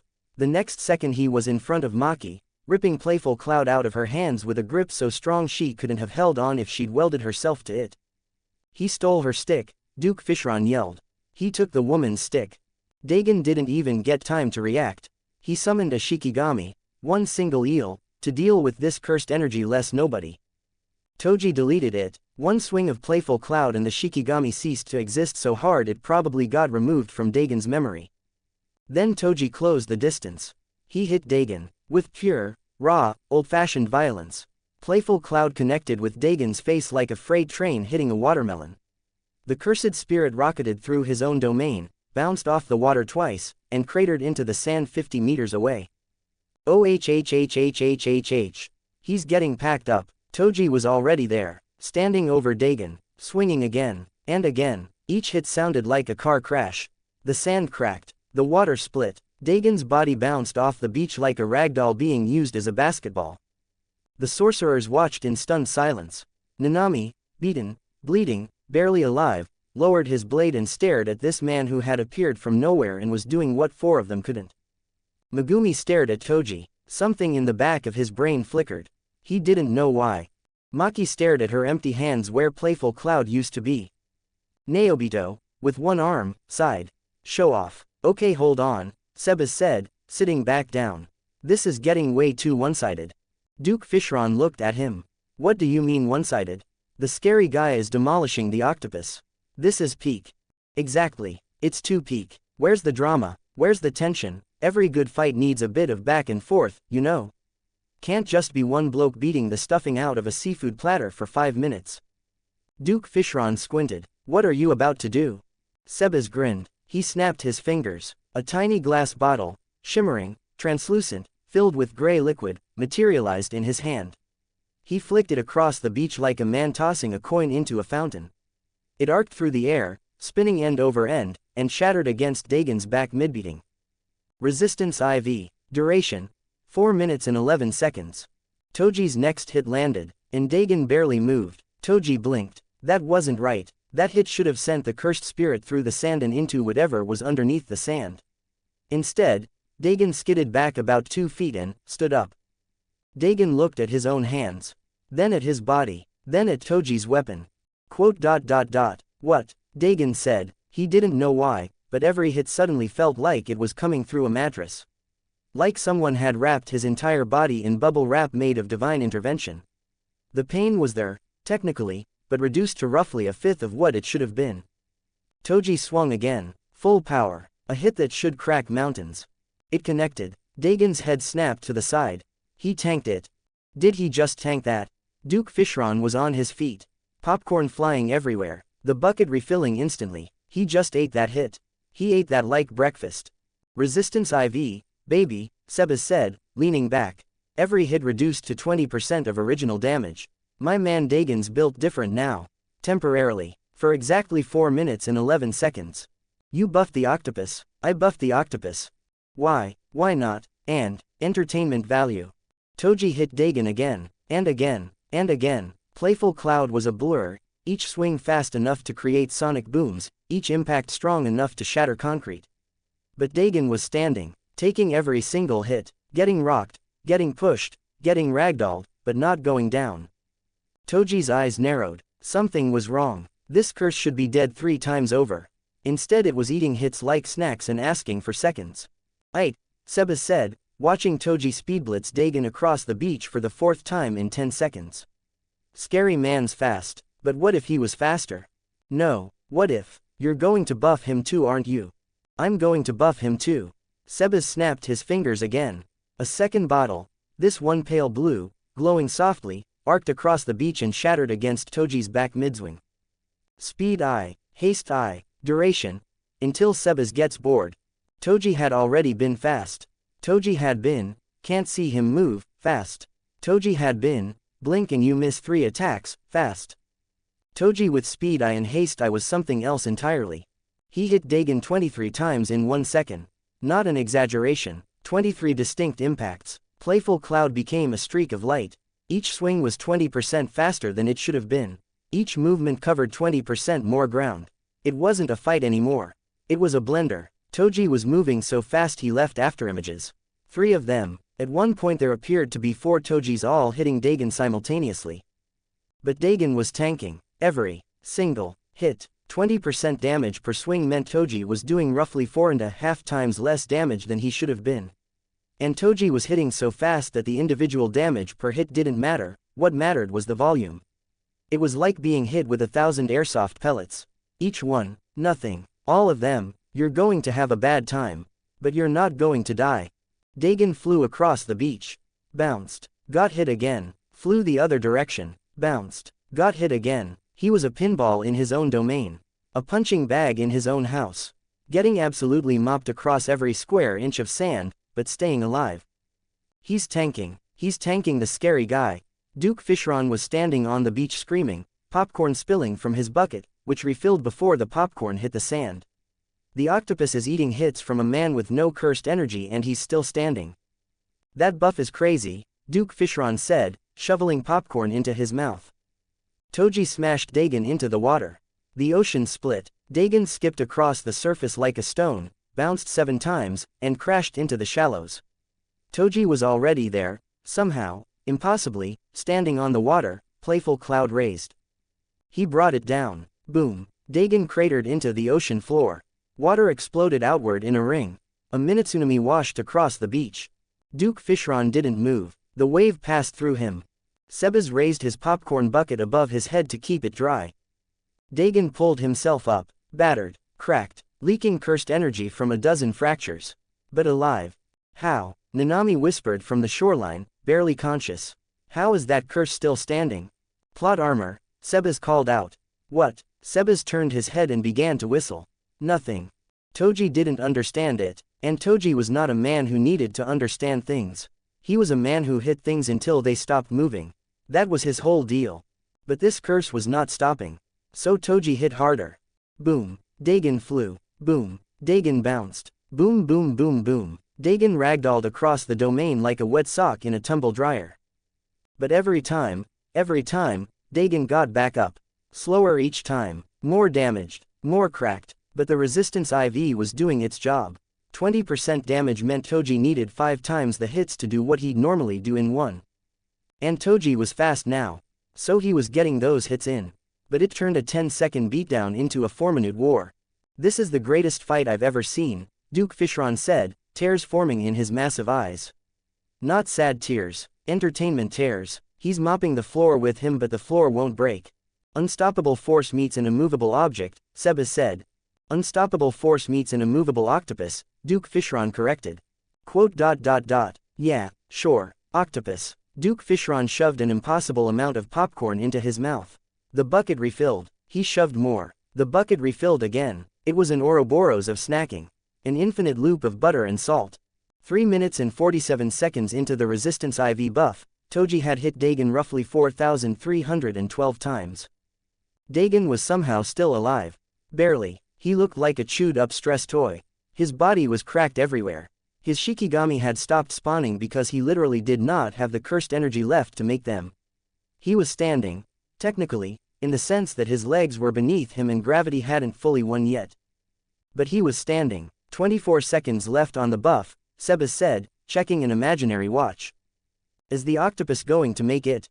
Absolutely not. 4 minutes and 11 seconds. The resistance IV wore off. Dagon felt it immediately. The invisible bubble wrap around his body vanished. The world got sharp again. Every crack, every fracture, every hit he'd tanked for the last 4 minutes suddenly reported for duty. Toji, still buffed with speed eye and haste eye, noticed instantly. His next hit landed and Dagon went flying twice as far as before. Ah, Dagon said, mid-air. That's worse. Toji stacked playful cloud sections together, sharpened the ends by grinding them against each other, launched himself into the air. Dagon tried to guard. Toji drove the sharpened staff clean through Dagon's face. Oh, Duke Fishron spilled his entire bucket. Toji wasn't done. He ripped the other end free, sharpened it, and stabbed Dagon again. And again, and again, rapid fire. Each stab faster than the last thanks to the haste buff. It wasn't a fight anymore. It was a man aggressively deconstructing a fish with a pointy stick. Dagon's body flickered, his domain cracked, the beach shattered, the ocean froze, the palm trees dissolved, the sky split apart like broken glass. Oh, that's the domain breaking, Sebas said casually, standing up and brushing sand off his one remaining trouser leg. Time to go. Duke Fishron stood up too, stretched his wings. The domain collapsed, reality rushed back in. The beach disappeared and they were back in Shibuya Station, dark, broken, underground. Dagon was gone, exorcised, erased. Toji stood in the middle of the destruction, playful cloud dripping, eyes empty, already looking for the next thing to kill. The sorcerers stood around him in various states of, what just happened? Nanami was bleeding, Naobito was missing an arm. Maki was staring at Toji like she'd just seen something she couldn't explain. Megumi was on the ground, drained, staring at the man who'd just soloed a special grade, and feeling something he couldn't name. Nobody noticed Sebas, nobody noticed the pigfish dragon standing next to him. Because Sebas didn't want them to. And when you had every power in existence, not being noticed, was as easy as breathing. Right, Sebas whispered to Duke Fishron. Good show, solid 8 out of 10. Only 8, the octopus went down too fast at the end. Buff ran out, nothing I could do. You literally could have extended it. Yeah, but the scary man deserved his moment. Can't steal a man's highlight reel. Duke Fishron nodded slowly, fist bumping Sebas. Respect. Sebas opened a portal, small, quiet, just big enough for a large aquatic Terraria boss. This goes back to your ocean, Sebas said. Duke Fishron looked at the portal, then at Sebas, then at the chaos of Shibuya Station. This was fun, Duke Fishron said. Yeah, it was. If you ever fish me out again, bring better snacks. The popcorn was unlimited. The butter wasn't enough. Quote. Noted. Duke Fishron flew through the portal. It closed behind him, gone. Back to Terraria, back to normal, as if he'd never been there. Sebas stood alone in the wreckage of Shibuya Station, one shoe on, invisible, holding an empty popcorn bucket that was no longer refilling because the fun was over. He looked around. Somewhere above him, Jogo was still being tapped by a zombie. Somewhere nearby, Kenjaku was guarding a cube. Somewhere else, Yuji was about to have the worst night of his life. Right, Sebas said, tossing the bucket over his shoulder. What's next? 0 comments 0 vote. That's 1. That's 2. That's, stop touching me. The domain shattered and the beach went with it. Back to Shibuya Station, dark, broken. Dagon was ash on the floor. Nanami was standing through what could only be described as spite. Naobito was missing an arm and somehow still vertical. Maki was bruised, burned, and holding nothing because Toji had stolen her weapon, used it to commit unspeakable violence on a fish, and dipped without saying a word. Toji himself had grabbed Megumi and kicked him out the station. Didn't explain, didn't wave, just took his son and left like a man sneaking out of a family reunion early. Quote. Did he just leave? Maki said. With my weapon, Maki added. 3 seconds of quiet, then they heard it, tap. Footsteps from the left corridor. Heavy, confident, the temperature climbed. Tap, Yua, tap tap, from the darkness, Jogo emerged. His single eye was locked forward. Flames low and steady, face carved from pure intent. He had come here for one reason. Behind him, 3 feet back, matching his pace exactly, the zombie. Tap, Yua, tap. Jogo did not acknowledge it. He had transcended acknowledgement. Somewhere between the subway tunnels and this corridor, Jogo had achieved a level of mental discipline that monks spend lifetimes chasing. The tapping was still there. The groaning was still there. And he simply did not care anymore. The zombie was part of his life now the way weather was part of everyone's life. You didn't fight rain. You walked through it. Jogo walked past the sorcerers. Not toward them, past them, straight to the ash on the ground. He knelt, gently, so gently it didn't match a single thing about him. He scooped Dagon's remains into his palm. Yua, tap, leave the rest to me, Jogo said quietly. I'll meet you in the wastelands. 100 years from now. Genuinely touching, a cursed spirit mourning his friend. A promise between beings born from fear who had somehow found something worth caring about. Yua, tap tap, Jogo let the ash fall through his fingers. He stood up, he turned around. Nanami saw it before Jogo moved. The switch, the moment mourning became murder. We need to. Jogo was already beside him. One hand on Nanami's waist. Palm flat, heat, instant, absolute. That's one. Nanami erupted. Fire consumed his left side. His suit disintegrated. He flew sideways and cratered the floor. Yua, tap. The zombie tapped Jogo's back mid-murder. Jogo did not blink. Maki opened her mouth. Jogo was already in front of her. Fire. Impact. That's two. Tap. Naobito moved. Because even now, even with everything, he was still fast. The fastest sorcerer alive after Satoru Gojo, of course. He dodged left. Two small volcanic openings appeared behind him. He didn't see them. Two crossing fire beams caught him dead center. That's three. Tap. Yua. 3 sorcerers. 3 seconds. All down. Jogo stood in the middle of scorched concrete in silence. Flames dimming. Eye already scanning ahead. Dagon was avenged. Now, Yuji Itadori. Sukuna's fingers. The real objective. He took a step forward. Tap. Another step. Tap. Then the tapping stopped. After over an hour of non-stop contact every 1.3 seconds, the absence hit harder than any cursed technique. Jogo's brain, conditioned to expect it, wired for it, screamed at the gap. He glanced back. The zombie wasn't behind him. It was beside him. Walking in perfect sync, stride for stride, arms swinging at the same time, matching his pace like they'd rehearsed it. Like two mates heading to get food after a long day. No, Jogo said. Yua, get behind me. Yua. The zombie did not get behind him. The zombie had been behind Jogo. For an hour. It had explored every possible angle of behind. It had tapped. It had groaned. It had done the work. And now, in its single rotting brainshell, it had decided that the relationship had leveled up. It leaned into Jogo. Its shoulder touched Jogo's shoulder. Don't. The zombie's arm came up. Slowly, mechanically, and draped itself over Jogo's shoulder like they'd just won a match together. Yua, remove your. Jogo shrugged. The arm came off. The zombie put it back. Jogo shrugged harder. The arm came back faster. Jogo blasted it with fire. The arm didn't notice. The arm had been through worse. The arm was committed. The arm stayed. Jogo, a special grade cursed spirit who had just bodied 3 elite sorcerers in 3 seconds flat, stood in the wreckage of Shibuya Station with a zombie's arm draped lovingly over his shoulder like a prom photo. I will reduce this country to cinders, Jogo whispered. Yua, the zombie said supportively. They walked. Side by side, Jogo and the zombie, through Shibuya's corridors, through the dark, through the wreckage. The zombie's arm never left his shoulder. It had found its spot. It was home. Jogo sped up. The zombie sped up. Jogo turned a corner. The zombie turned with him, smooth, in sync, like they'd been doing this for years. At one point Jogo tried phasing through a wall. The zombie walked through it. Not phased. Just walked. The wall broke around it. The zombie kept going. It didn't even blink because it couldn't blink because it didn't have eyelids. Jogo flew toward the ceiling. The zombie jumped, grabbed his leg midair, hung there like a child being carried through a supermarket. Let go. Yua. Jogo landed. The zombie landed, stood up, arm back over the shoulder. Like nothing happened. At one point, Jogo stopped to sense cursed energy. The zombie stopped too, stood perfectly still beside him. Waited, patiently. Jogo started walking again. The zombie started walking again.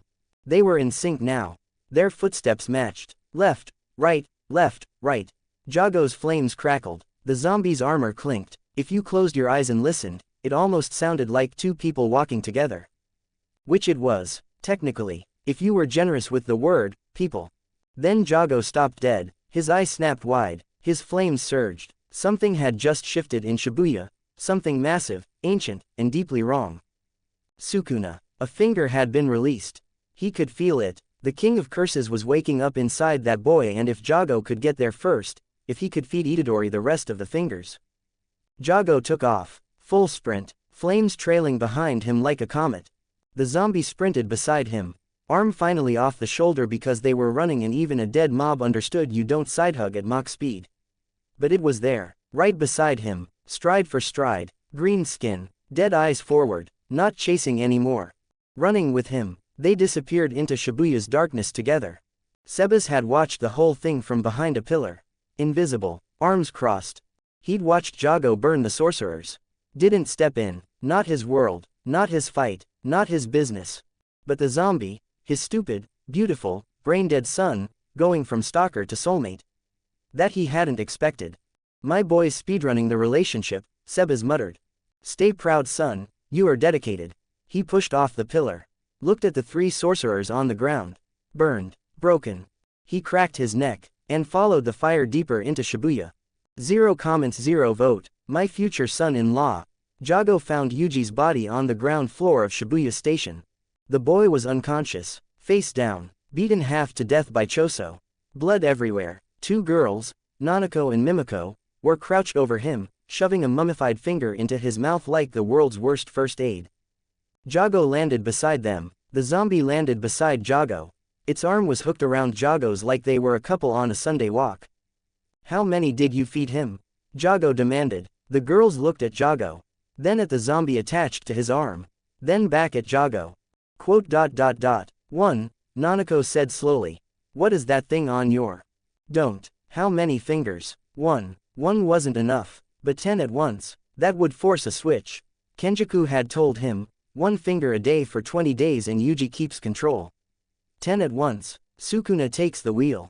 Jogo reached into his cloak, difficult with a zombie permanently fused to his other arm, and pulled out a scroll. Inside, 10 of Sukuna's fingers. Mummified, ancient, each one radiating cursed energy that made the air taste like copper. Time to wake up, Jogo said. Yua, said the zombie. I wasn't talking to you. Jogo knelt, unrolled the scroll with one hand because the zombie had claimed the other, and started shoving fingers into Yuji's mouth one by one. 1, 2, 3. The zombie watched with its empty eyes. 4, 5, 6. Jogo was feeding an unconscious teenager cursed mummy fingers while a Minecraft zombie in netherite armor clung to his arm like a toddler at a supermarket. This was his life now. 7, 8, 9, 10. Done. 15 total. Jogo stood up. He noticed the girls were still nearby, enveloped in smoke, barely alive, too scared to move but unable to escape. He could deal with them later. Right now. The air changed. It didn't change gradually. Someone flipped a switch labeled, evil, and cranked it past maximum. The temperature dropped. The pressure spiked. Every shadow grew darker. Every sound died. The concept of safety packed its bags and left Shibuya. Yuji's body twitched. The marks spread. Dark lines crawling across skin like ink through water. A second pair of eyes opened beneath the first. The mouth curved into a smile that had no warmth in it whatsoever. Sukuna sat up. He healed the wounds on Yuji's body casually, like brushing lint off a jacket, and stood. Rolled his neck, cracked his knuckles, looked around with the energy of a man who'd been woken from a nap and was deciding who to blame. His presence was suffocating, not like Gojo's. Gojo's power felt like standing next to the sun. Bright, overwhelming, but warm. Sukuna was the opposite. Standing near him felt like drowning in something ancient and hungry. Every instinct in every living thing within 100 meters screamed one word, run. Jogo didn't run, but he felt it. This wasn't Gojo's overwhelming brightness. This was pure, concentrated malice. Worse than Gojo in a way Jogo hadn't expected.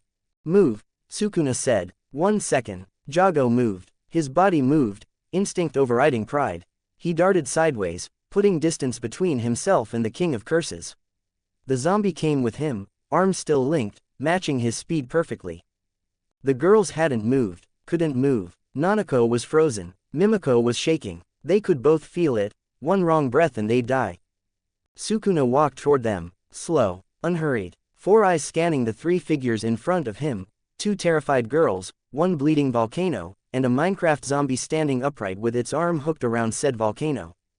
You're all holding your heads a little too high, Sukuna said, to be standing before me. Nanako and Mimiko hit the floor instantly. Full prostration. Faces to the concrete. Jogo dropped to one knee. He dragged the zombie down with him by the arm. The zombie folded at the middle like a hinged door, face hitting the floor, but its arms stayed linked. Even the King of Curses couldn't separate them. One knee wasn't enough. Sukuna's technique sliced the air. A massive gash carved into the wall behind them, and the top of Jogo's volcanic head separated clean off. Blood poured down his face. The zombie was untouched. It had already been face down on the floor. Accidental perfect dodge. 0 brain cells required. The boughs that bear most hang lowest, Sukuna said. Though yours doesn't bear much at all now. Sukuna turned to the girls. Asked what they wanted. Nanako begged him to kill the imposter wearing Geto's body. Offered him a finger's location in exchange. Sukuna smiled. Then Mimiko's head left her body. Nanako screamed. Reached for her phone. Her cursed technique. Sukuna was faster. Always faster. He cut her apart before her finger touched the screen. Quick. Brutal. We're not dwelling on it. Sukuna caught Nanako's phone. Looked at it. Tossed it. Boring technique. He turned to Jogo. You're next. What do you want? Jogo wiped blood from his face with his free hand. His other hand was occupied by the zombie, who had stood back up and reattached itself to his arm the moment the bowing was over. I want you to take over this body permanently, Jogo said. Use the boy's friends as leverage. Make a binding vow. No. No, I have my own plans. Sukuna's 4 eyes drifted to the zombie. But I appreciate the fingers. So here's my offer. He paused, looked at the zombie again. Longer this time. What is that thing? It won't let go of me, Jogo said flatly. That's not what I asked. I don't know what it is. Some shoeless man created it and told it to follow me. It has been attached to me for the last 2 hours. It cannot be killed. It cannot be hurt. It cannot be reasoned with. It is the single worst thing that has ever happened to me. Yua, the zombie confirmed. Sukuna stared at it. 1,000 years of existence. Sorcerers, curses, armies, all killed. Every technique, every domain, every cursed tool in history, all witnessed. He had never seen whatever this is. Sukuna raised one hand, a casual gesture, the kind of motion a man makes when swatting a fly. Dismantle. An invisible slash crossed the zombie's chest. The kind that cut cursed spirits like paper. The zombie stood there, a tiny white scratch on the chestplate. Healed before Sukuna's hand finished lowering. Yua. Sukuna's eyes narrowed. 4 of them, all at once. Cleave. The advanced version, adapted to the target's toughness. The technique that adjusted its cutting power based on cursed energy, except this thing had no cursed energy, which meant Cleave didn't know what to do with it. The slash hit the zombie square in the face. Nothing, not a scratch, not a flinch, not a single pixel of acknowledgement that the King of Curses had just hit it. Yua, the zombie said, directly into Sukuna's face. Silence. For the first time in 1,000 years, the first time, something had confused Ryom and Sukuna. Sukuna said, the most dangerous, in the history of language. Jogo, despite bleeding from his scalp and standing next to the most terrifying being alive, felt a tiny spark of satisfaction. The King of Curses couldn't kill his zombie either. Welcome to the club, buddy. Sukuna turned back to Jogo, apparently deciding the zombie wasn't worth his time. Fight me, Sukuna said. Land one hit. If you do, I'll work with your group and slaughter every human in Shibuya. Except one. Jogo processed this. The zombie processed nothing. I accept, Jogo said. Behind a collapsed pillar, invisible, Sebas had watched the entire thing. The girls dying, the head slicing, the deal, and, most importantly, Sukuna trying to kill his zombie. Twice. Yo, Sebas whispered to himself. Did this fraud just try to kill my boy? Sukuna and Jogo were squaring up. The fight was about to start. The zombie was still on Jogo's arm. It was going to be dragged into a fight against the King of Curses, a fight that was going to end one way. Jogo was going to die. And when Jogo died, Sebas looked at the zombie. His beautiful, stupid, unkillable creation. Hooked onto Jogo's arm. Loyal, committed, brain-dead but dedicated. Something stirred in Sebas's chest. Parental instinct. Nah, Sebas said, standing up. I can't let Fraudkuna smoke my future son-in-law. That volcano man is family now. The zombie chose him and I respect my son's choices. He reached behind his back, into what can only be described as, somewhere, and pulled out a fruit. Not a normal fruit, not the kind that kills you by lodging in your throat. This fruit looked like someone had taken a regular fruit and set it on fire from the inside. Deep red, almost black at the edges, swirling patterns across its skin pulsing like magma flowing through cracks in the earth. It radiated heat, the air around it shimmered. The Magu Magu no Mi. The magma fruit, Admiral Akainu's devil fruit, the power to become, create, and control magma. The stuff beneath the earth's crust at temperatures that make Jogo's flames look like a birthday candle. Sebas looked at the fruit. He looked at Jogo. He looked at the zombie on Jogo's arm. For my son, Sebas whispered. He dropped the invisibility. Jogo saw him first, the shoeless man, the one who'd created the zombie. The one who'd appeared during Gojo's sealing, slipped on blood, called him a science fair volcano, and ruined his entire night. Sebas was already in front of him, moving faster than Sukuna could track, and Sukuna could track everything. One moment behind a pillar. The next, 3 inches from Jogo's face, holding a fruit that smelled like the earth's core. Sukuna's 4 eyes locked onto the newcomer. His expression didn't change, but something behind those eyes sharpened. This man had moved faster than him. That hadn't happened in 1,000 years. No time to explain, Sebas said. What are you? My future Soninlaw. Sebas held the fruit to Jogo's face. Eat this. Silence. Sukuna watched, curious despite himself. Jogo's single eye went wide. You're what, son, in law? Sebas pointed at the zombie on Jogo's arm. That's my son. You're dating my son. This makes you family, and I am not letting Fraudkuna over there smoke my family. I am not dating. The zombie chose you. That's marriage. That's not how any. Eat the fruit, Jogote. What is? It'll make your fire look like a lighter. Just eat it. I don't eat. Sebas shoved the Magu Magu no Mi into Jogo's mouth. Not gently, with the urgency of a mother bird feeding a chick, except the mother bird was a stupidly strong maniac in one shoe and the chick was an ancient cursed spirit having the worst night of his existence. Jogo's eye went wide. He bit down. The fruit was, as every devil fruit user in history would confirm, the most disgusting thing he had ever tasted.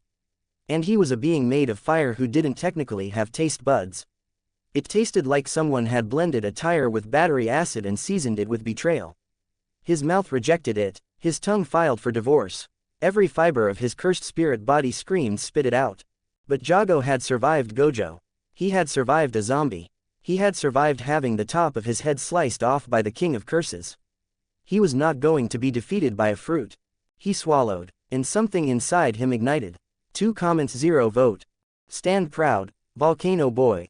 In the original timeline, the one without a shoeless maniac ruining everything, Jogo was worth roughly 8 to 9 Sukuna fingers. Strong enough to cook most sorcerers. Not strong enough to touch the king of curses. He didn't land a single hit. With the Magu Magu no Mi. 12, maybe 13 on a good day. Still not enough, but enough to make Sukuna raise an eyebrow. And the king of curses hadn't raised an eyebrow for anyone except Satoru Gojo, of course, in 1,000 years. The fruit's power hit Jogo like a truck made of the earth's core. His fire went out, all of it, gone. For one horrible second he felt empty, and then the magma came rushing in to fill the gap and Jogo's entire body lit up like the planet had decided to have a tantrum inside him. The floor beneath his feet liquefied. The walls started dripping. The air stopped being air and started being pain. Jogo looked at his hands. Glowing, dripping, heavy. He clenched a fist and the station shook. What did that man give me? Jogo muttered. Yua, said the zombie on his arm. But the zombie wasn't on his arm anymore. Sebas had appeared, grabbed the zombie, and whispered, "Stay with me, son. That one's dangerous," before vanishing again. For the first time in hours, Jogo's arm was free. He looked at the empty space where the zombie usually was. Flexed his fingers, rolled his shoulder. He almost missed it, almost. Sukuna looked at the melting floor. The dripping walls. The cursed spirit glowing like the earth had a grudge.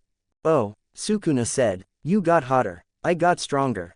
Same deal. One hit. They moved. Here's the thing about a Logia body that nobody warned Sukuna about. You can't punch magma. Sukuna threw the first hit, a right hook fast enough to blur, and his fist went through Jogo's face. Not through it like breaking it. Through it like dipping your hand into a pot of fondue, except the fondue was 1,000 degrees and deeply personal. Sukuna pulled his hand back. It was burned. Actually burned. Yuji's knuckles were red and blistering. He looked at his hand. Then at Jogo. Then at his hand again. Huh, Sukuna said. Jogo's face reformed, the hole filled in like it was never there.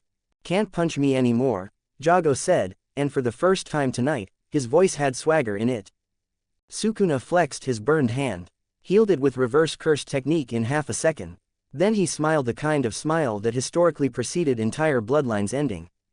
Then I'll cut you instead.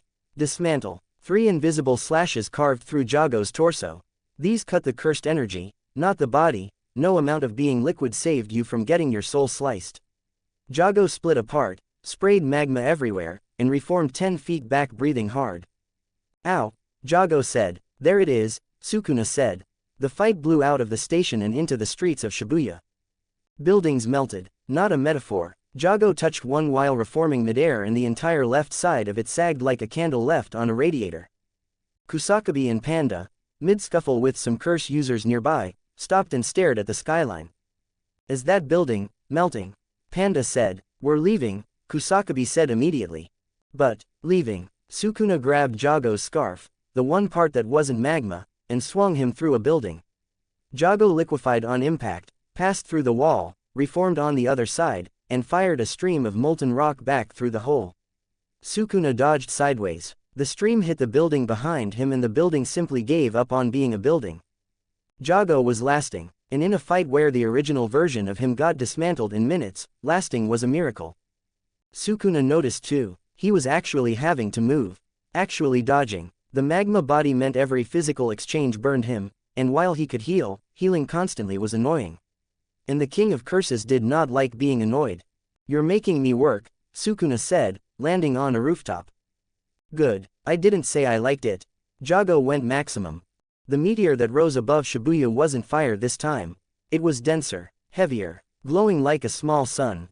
The heat coming off it made windows explode 3 blocks away. Sukuna looked up at it. Didn't move. That might hurt, Sukuna said. If it hits. He vanished. The meteor hit. Shibuya buckled. Shockwave. Crater. 2 blocks flattened. Jogo stood on top, breathing hard, scanning for. Sukuna was sitting on the edge of the meteor. Legs crossed, picking something out of his teeth. Missed, he said. Jogo's eye twitched. Why won't you use your domain? Sukuna asked, genuinely curious. Is it because of Gojo? He crushed yours, didn't he? Jogo said nothing. That's sad, Sukuna said, and meant it. You have all this new power and you're still fighting scared. Sukuna stood up, stretched, like a man getting up from a park bench. All right, he said, let me pull out something fun. He formed a hand sign. Old, ancient, the kind that looked wrong, like it belonged to a different era of Jujutsu entirely.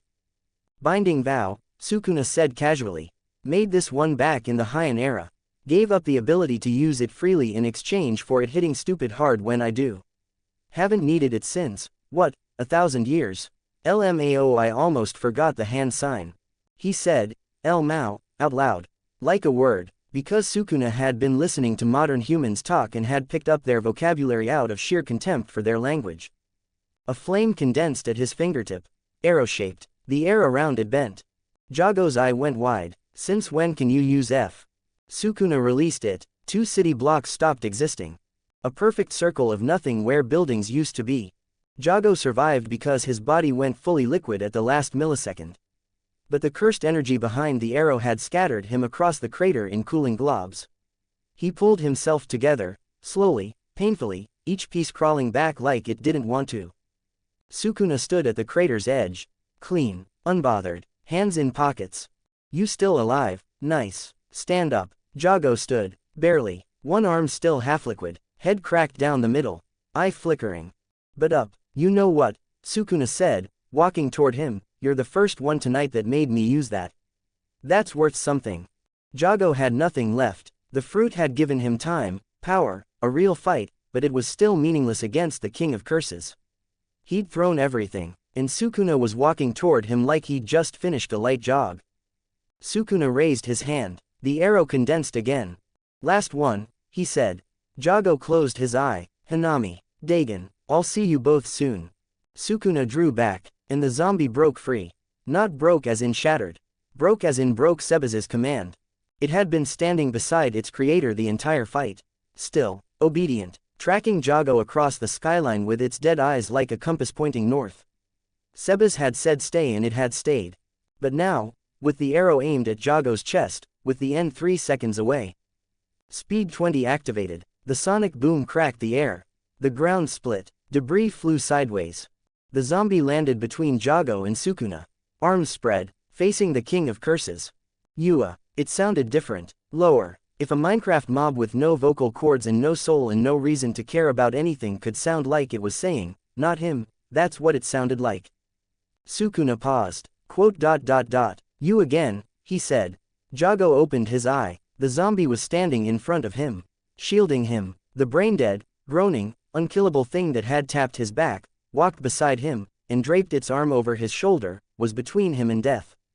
Quote. Why? Jogo whispered. The zombie didn't answer, couldn't answer.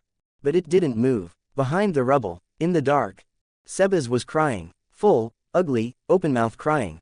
Tears and snot and the whole package. The kind of crying you do when your kid does something you never taught them. His creation had broken his command. Not because it was stronger than him. Because something inside that empty, rotting, netherite-plated body had decided, against everything it was built to be, that Jogo mattered more than orders. This shit peak, Sebas choked out. He wiped his face. More tears came out. This shit peak. 6 comments 0 vote. The married couple combo. Sukuna threw a right hook at Jogo. The zombie stepped in front of it. Sukuna's fist crunched into the netherite chestplate and the zombie slid back 2 feet. Jogo came over the zombie, 1 foot on its helmet like a stepping stool, and swung a magma fist at Sukuna's jaw. Missed by an inch. Magma splattered across the street. Sukuna glanced at the zombie. Then at Jogo standing on it. Using your pet as furniture now. Yua, said the furniture. The 2v1 shouldn't have been working. One fighter was a cursed spirit on borrowed power. The other had a single brainshell dedicated entirely to stand near Volcano Man. 0 communication. 0 strategy. But because the zombie was always between Jogo and danger, every attack Sukuna threw hit the zombie first. And every time Sukuna dealt with the zombie, Jogo had a free window. Sukuna slashed. Zombie tanked. Jogo countered. Sukuna blitzed. Zombie body blocked. Jogo flanked. Sukuna tried to be clever. Zombie did something accidentally stupid that cancelled out the cleverness. Jogo capitalized. The ugliest waltz in combat history. Sukuna aimed a dismantle barrage, 15 slashes in 1 second. The zombie walked through every single one of them and reached Sukuna. It threw a punch. The punch connected with Sukuna's chest with all the devastating force of someone gently resting their hand on your shoulder. Sukuna looked down at the fist. Said nothing. Didn't need to. The look was enough. While Sukuna was looking at the zombie, Jogo fired a Dai Funka from behind, a magma fist the size of a car. Sukuna sidestepped. The fist deleted a building. TCH. Then Sukuna did something nobody recognized. No hand sign. No warning. He simply opened his palm and the air in front of him folded. A ripple spread outward, and the ground in a 30-meter cone in front of him turned to dust. The molecular bonds just gave up. The zombie was standing in the cone. The wave hit it. For the first time all night, the zombie slid back 5 feet. The chest plate cracked, then healed. Jogo's eye went wide. What was that technique? Jogo whispered. That wasn't dismantle. That wasn't cleave. I've never seen. Sukuna was already looking somewhere else. Bored. That technique shouldn't exist anymore, Jogo thought. That was something from the golden age of Jujutsu. Something from the Heian era. Sukuna appeared in front of him. Jogo barely dodged. Went liquid. Reformed 10 feet back. Sukuna didn't pursue. He just stood there, hands in pockets, looking at Jogo the way a cat looks at a mouse that's been running for too long. You're still not using your domain, Sukuna said. Jogo said nothing. Spoken like a true loser. Jogo circled, fired magma from both arms. Sukuna walked through the gap between the streams without changing pace. The zombie closed from the right. Jogo attacked from the left. Pincer. The only strategy that accidentally worked. 2 things coming from 2 directions because neither of them knew what the other was doing. Sukuna dealt with both at the same time. Kicked the zombie sideways. It flew 30 feet and started walking back immediately, and caught Jogo's magma arm with a dismantle that scattered it into globs. Jogo reformed the arm, came again. The zombie was already back. Sukuna sighed. The sigh of something that was being mildly inconvenienced and didn't enjoy the sensation. He formed a hand sign. Old, wrong-looking, the kind of sign that belonged to a dead era. The ground beneath the zombie didn't collapse. It inverted, a perfect cube of earth flipped upside down, dropping the zombie into a pocket of reversed gravity that should not have been physically possible. Jogo watched. His brain tried to process what he'd just seen. He couldn't. That technique didn't have a name. It was something from so far back in Jujutsu history that the records of it had rotted away centuries ago. And Sukuna had used it to put a zombie in a hole. "Yua," said the zombie, from the hole. It jumped out, landed right back in front of Sukuna. Sukuna's expression didn't change, but his jaw tightened by a fraction. The fight had been going for several minutes. In the original timeline, Jogo lasted 2 or 3 before Sukuna got bored. This version, Magma Body, Backup Zombie, had pushed past 5. Sukuna wasn't in danger, but he was being inconvenienced. He stopped moving. Jogo stopped too. When Sukuna stopped, you stopped. That was instinct. That was 1,000 years of fear hardwired into cursed spirits. Sukuna raised one finger. The fire arrow condensed at the tip, the technique he'd used earlier. The one that erased city blocks. Except this time, something was different. He formed a second hand sign with his other hand while the arrow was charging. Something layered on top of something else. A technique stacked on a technique. Jogo's eye went wide. He can layer cursed techniques simultaneously. That's what Gojo does with blue and red. That's supposed to be exclusive to the 6 eyes. How is he? Sukuna released both at once. The arrow flew at Jogo. The second technique hit the ground, and the ground beneath Jogo's feet became frictionless. His magma legs couldn't grip. He slid. The arrow corrected course to follow him. The zombie stepped in, took the arrow to the chest. The explosion ripped across the street. Dust, debris, crater. The zombie stood in the middle of it. Scratched, healing. Yua. Sukuna looked at the zombie. 4 eyes, no expression. Then he turned away from it entirely. Done acknowledging it, it was beneath him, it couldn't die and it couldn't hurt him and therefore it didn't exist. He focused on Jogo. Enough, Sukuna said. One word. The temperature in Shibuya dropped 10 degrees from the intent behind it. He disappeared, reappeared behind Jogo, inside the zombie's guard, the one blind spot, the half-second gap between the zombie turning around and Jogo reacting. One hand on Jogo's face. The arrow forming in the other. Point blank. Stand proud, Sukuna said quietly. You are strong. Jogo's eye widened. Hanami. Dagon. Sukuna released. And the zombie was there. Nobody saw it move. The distance didn't explain it. The timing didn't explain it. One frame the zombie was behind Sukuna. The next frame it was between them. Arms spread, netherite catching the light from the arrow. But it didn't block the arrow this time. It threw a punch. The same nothing punch. The same wet noodle hit. The same attack that had been bouncing off everything all night like a tennis ball thrown at a mountain. The fist connected with Sukuna's jaw. And every ounce of cursed energy that had been soaking into those 10 rings all night, hours of dismantles, cleaves, fire arrows, shikigami, cursed flames, discharged at once through the zombie's knuckles at the exact millisecond of contact. Black flash, black lightning split Shibuya in half. The sky inverted for one frame. The sound was reality having a coughing fit. Sukuna went flying, through a wall, a second wall, a third. The zombie stood in the street. Fist extended, rings crackling with fading black electricity. Yua, silence. Jogo, arrow dodged by a miracle, one eye wide, body barely holding together, stared at the zombie. From the rubble, 4 eyes glowed. Sukuna stood up, rolled his jaw. His expression hadn't changed, but he touched the spot where the fist had connected. He looked at the zombie. The zombie looked at him. Sukuna said nothing for 3 full seconds. 3 seconds of the King of Curses processing that a brain-dead creature in armor had just landed a black flash on his face. Then he laughed. KKK. Low. Genuine. The laugh of something that hadn't been surprised since the Heian era. He cracked his neck. The zombie raised its fists. Behind a half-melted building, Sebas was trembling. My son, Sebas whispered, voice shaking. My beautiful, stupid, brain-dead son just black flashed the King of Curses. Thakuna himself. He looked up at the sky. That's my boy. 5 comments 0 vote. Dome of true love. Sukuna cracked his neck, rolled his jaw one more time. The black flash had actually stung. He looked at the zombie. Then at Jogo, barely reformed behind it. KK, that was amusing, but playtime's over. Sukuna's cursed energy spiked, the air around him distorted. He wasn't pulling techniques out of his ass anymore.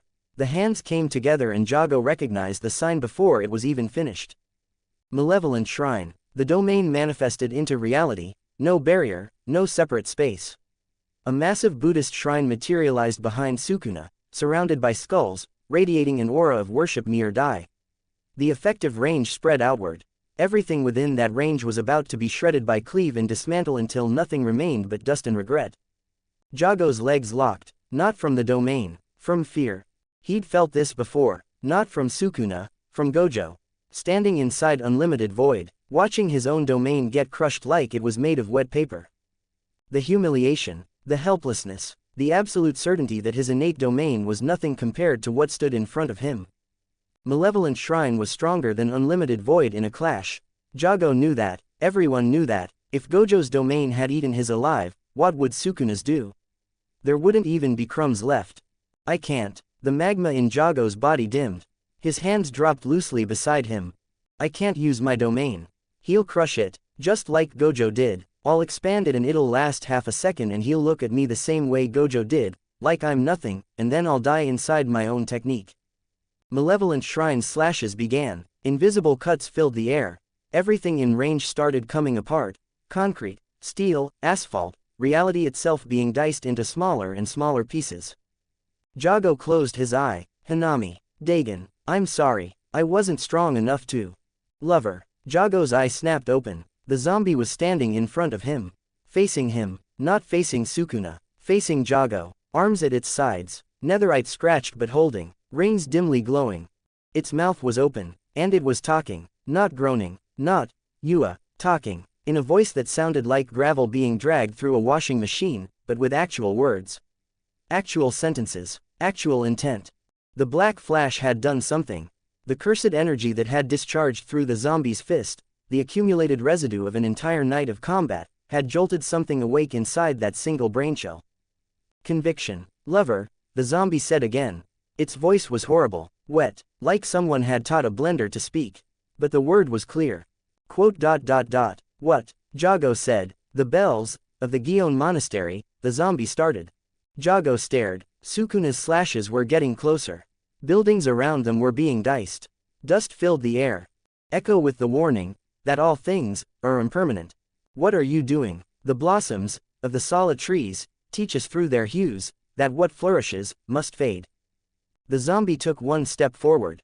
Its dead eyes, empty, soulless, unchanged since the moment of its creation, locked onto Jogo's single eye with something that had no business being there. Sincerity. However, the zombie's voice cracked through the chaos like a thunderclap made of phlegm. We are the exception. Silence. Even the slashes seemed to pause. Even the dust seemed to hang. Lover, the zombie said, you are a volcano amongst candles. Do not limit yourself. Do not let the blindfolded one's shadow keep you small. Will you leave your lover behind, Jogo? You're not my. Will you leave your lover behind? The zombie grabbed Jogo's shoulders. Both hands. Netherite gauntlets on cursed spirit skin. Its horrible, wet, gravel blender voice dropped low. What have you been entrusted with? You don't need to answer now. But until you find your answer, never stop burning. The zombie let go, stepped back, and groaned one final time. But this time the groan meant something. It meant I believe in you. It meant expand your domain, you beautiful idiot. It meant I didn't black flash the king of curses just for you to give up. Behind his half-melted building, Sebas was bawling. Who taught him that speech, Sebas choked. I didn't program that. Where did he learn words? He has one brainCell. Something cracked inside Jogo, not his body, not his cursed energy. The wall, the one Gojo had put there when he crushed Coffin of the Iron Mountain like it was nothing. The wall that said, your domain is worthless. The wall that had kept Jogo from expanding his domain against Sukuna this entire fight. The zombie had just punched through it. With a speech. Jogo's magma surged. His body erupted. Magma, pouring off him in waves that liquefied the ground in a 10-meter radius.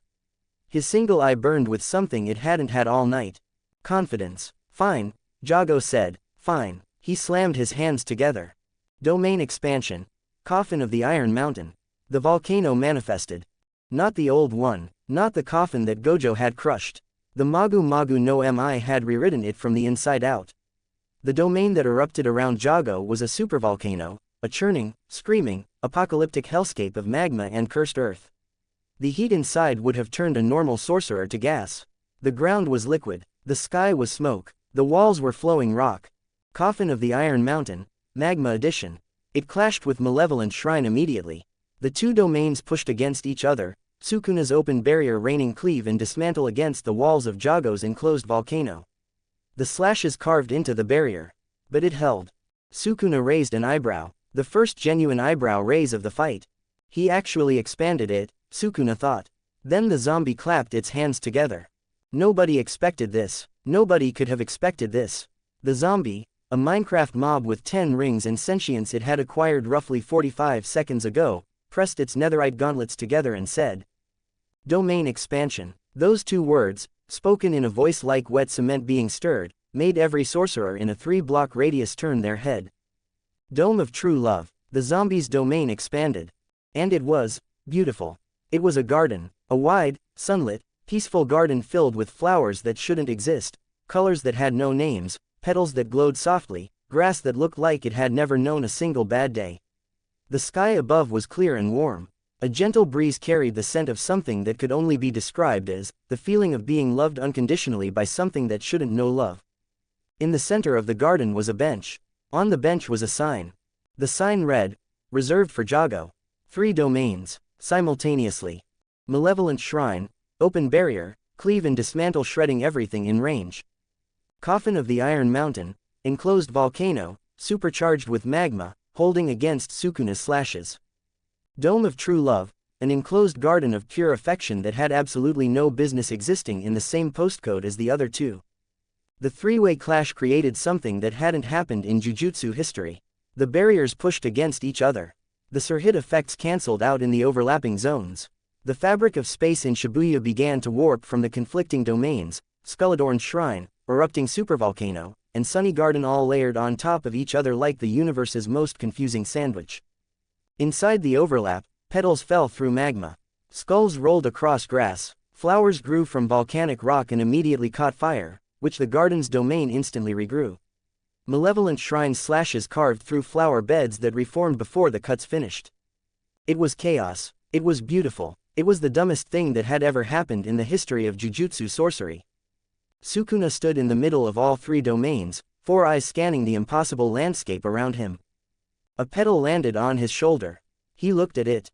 The petal was warm, not cursed energy warm, emotionally warm. It radiated a feeling that Sukuna had not experienced in 1,000 years and had never wanted to experience again. Comfort. He flicked it off. Another one landed. He flicked it. 3 more landed. He flicked them all. They kept coming. The Dome of True Love's surhit wasn't damage. It wasn't slashes or fire or soul manipulation. It was affection. The domain's guaranteed hit made you feel loved. Unconditionally. Relentlessly. Whether you wanted to or not. "What is this domain?" Sukuna said. His voice was flat, but his left eye, the bottom left one, twitched. The zombie stood in its garden. Flowers around its feet. Netherite covered in petals. Dead eyes somehow radiating warmth. "True love," the zombie said. "Stop that. Cursed technique. True love. I said stop. You are appreciated, Sukuna. I will end you. Someone cares about you." Sukuna's composure cracked for exactly 1/4 of a second. The king of curses, the being who had murdered thousands, who had dominated the Heian era, who feared nothing and no one, flinched at the words, "Someone cares about you." He expanded Malevolent Shrine's output. Cleave and dismantle intensified. The slashes tore through the garden, shredding flowers, cutting grass, carving the bench in half. The garden regrew instantly. The bench reformed. A new sign appeared on it. "Sukuna is valued." The 3-way domain clash lasted 11 seconds.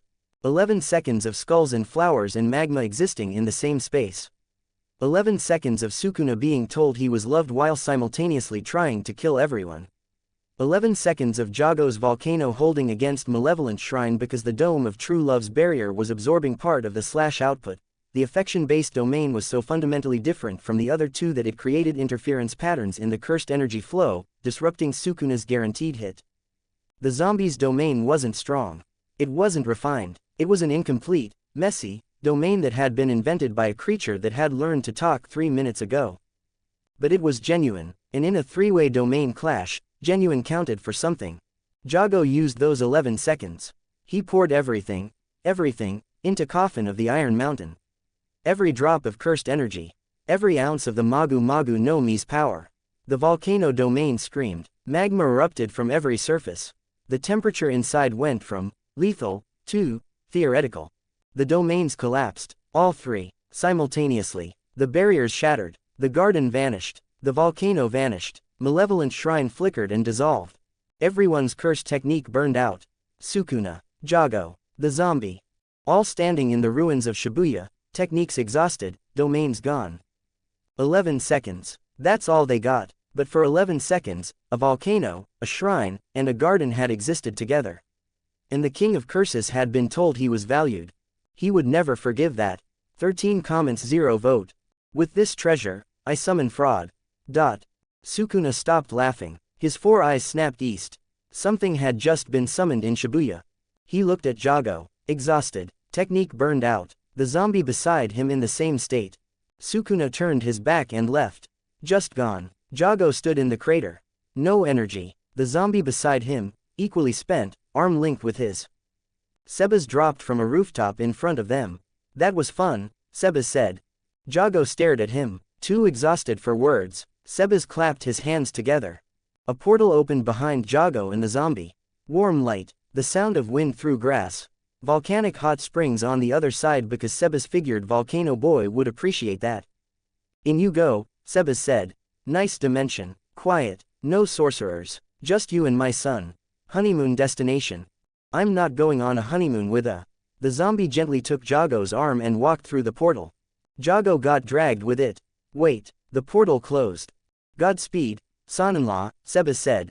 Sebas turned east, toward where Sukuna had gone. He took one step. His one remaining shoe found a banana peel. A banana peel, in the middle of a war zone. A single, inexplicable banana peel lying on the ground like the universe had placed it there personally to remind Sebas that he would never, be allowed to have a cool moment. His foot went forward, his body went backward, arms windmilled. BWUAGH. Face first, into the concrete, again, he lay there. Every time, he muttered. He got up, looked at the banana peel. WHO is eating bananas during an apocalypse. He kicked it into the void and kept walking. He found the fight 3 blocks east. Sukuna was mid-exchange with Mahoraga, the divine general, towering, white, a wheel spinning above its head every time it adapted to an attack. Megumi was on the ground nearby, unconscious, barely alive. Sebas crouched behind rubble. Mahoraga swung. Sukuna dodged. Counter. The wheel spun, adapting. Mahoraga tanked the next hit better than the last. Sukuna hit harder. Mahoraga adapted. Sukuna switched techniques. Mahoraga adapted to that too. The wheel kept spinning. Every exchange, the divine general got tougher. Sebas watched, eyes wide, taking it in. Yo, he whispered. That big white dude just learns. Mid-fight, that's his whole deal. Mahoraga punched Sukuna through a building. Sukuna came back grinning. Sebas stared at Mahoraga, white, completely white. You know what would be funny? He reached behind his back. In the middle of a fight between the King of Curses and a divine general that had been untamed for the entire history of the 10 Shadows technique, a man with one shoe walked into the intersection. Both combatants stopped. Sukuna glanced at him. 4 eyes. Flat. Mahoraga's wheel went still. Sebas stood between them, arms raised, fists clenched, the exact summoning pose. He took a deep breath. With this treasure, I summon.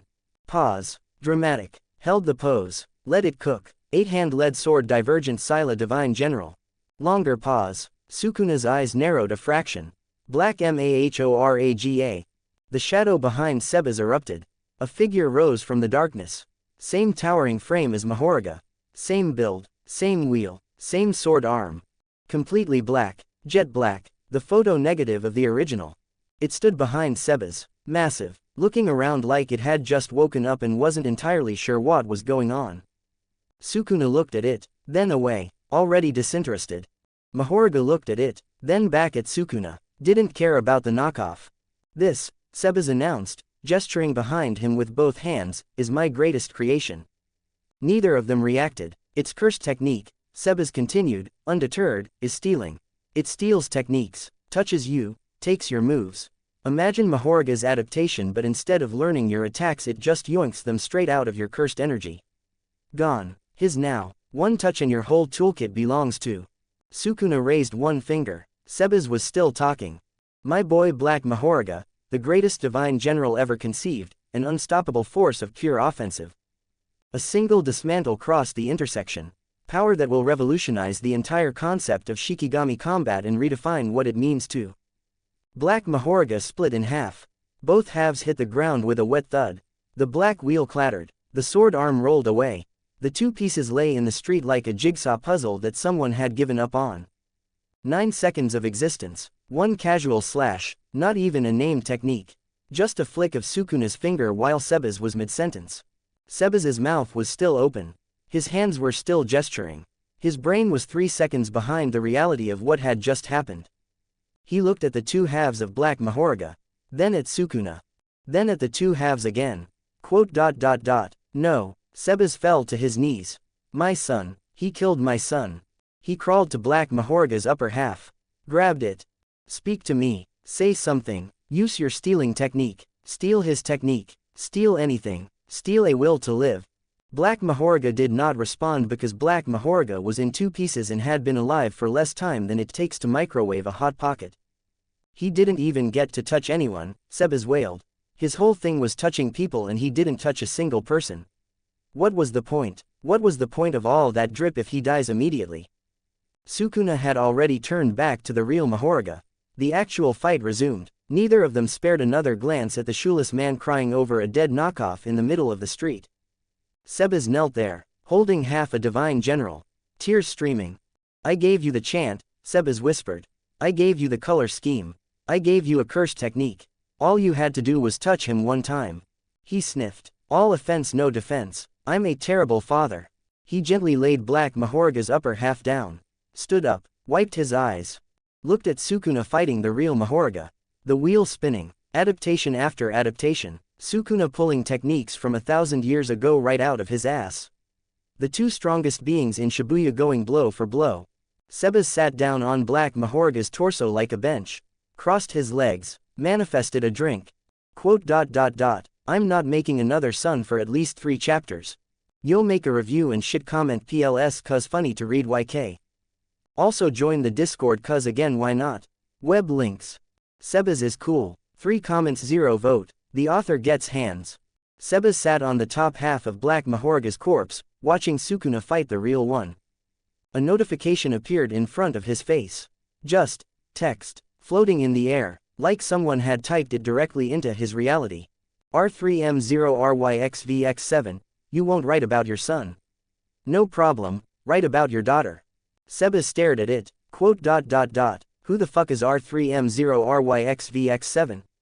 He squinted at the floating text. Read it again. Daughter. What daughter? I don't have a daughter. I have a zombie son who just got married to a volcano and a Black Mahoruga who lasted 9 seconds. I'm not built for parenthood. Hell nah. The text disappeared. Sebas sat there for a moment. The fight between Sukuna and Mahoruga raged in the background. Buildings were exploding. The wheel was spinning. The king of curses was having the time of his life. But Sebas wasn't watching anymore. Something felt wrong. Reality wrong. Like someone was writing this. Like the words coming out of his mouth weren't entirely his. Like there was a man sitting somewhere, at a desk, wearing headphones, probably procrastinating on something important, typing every single thing he said and did. Sebas looked up. Nah. He looked down. Unless. Looking up again. I see you. Author's note. Okay, so at this point I, the actual author, was sitting at my desk at 2 a.m. working on this chapter. Headphones in. Spotify on shuffle. Monster Energy half-finished. The usual.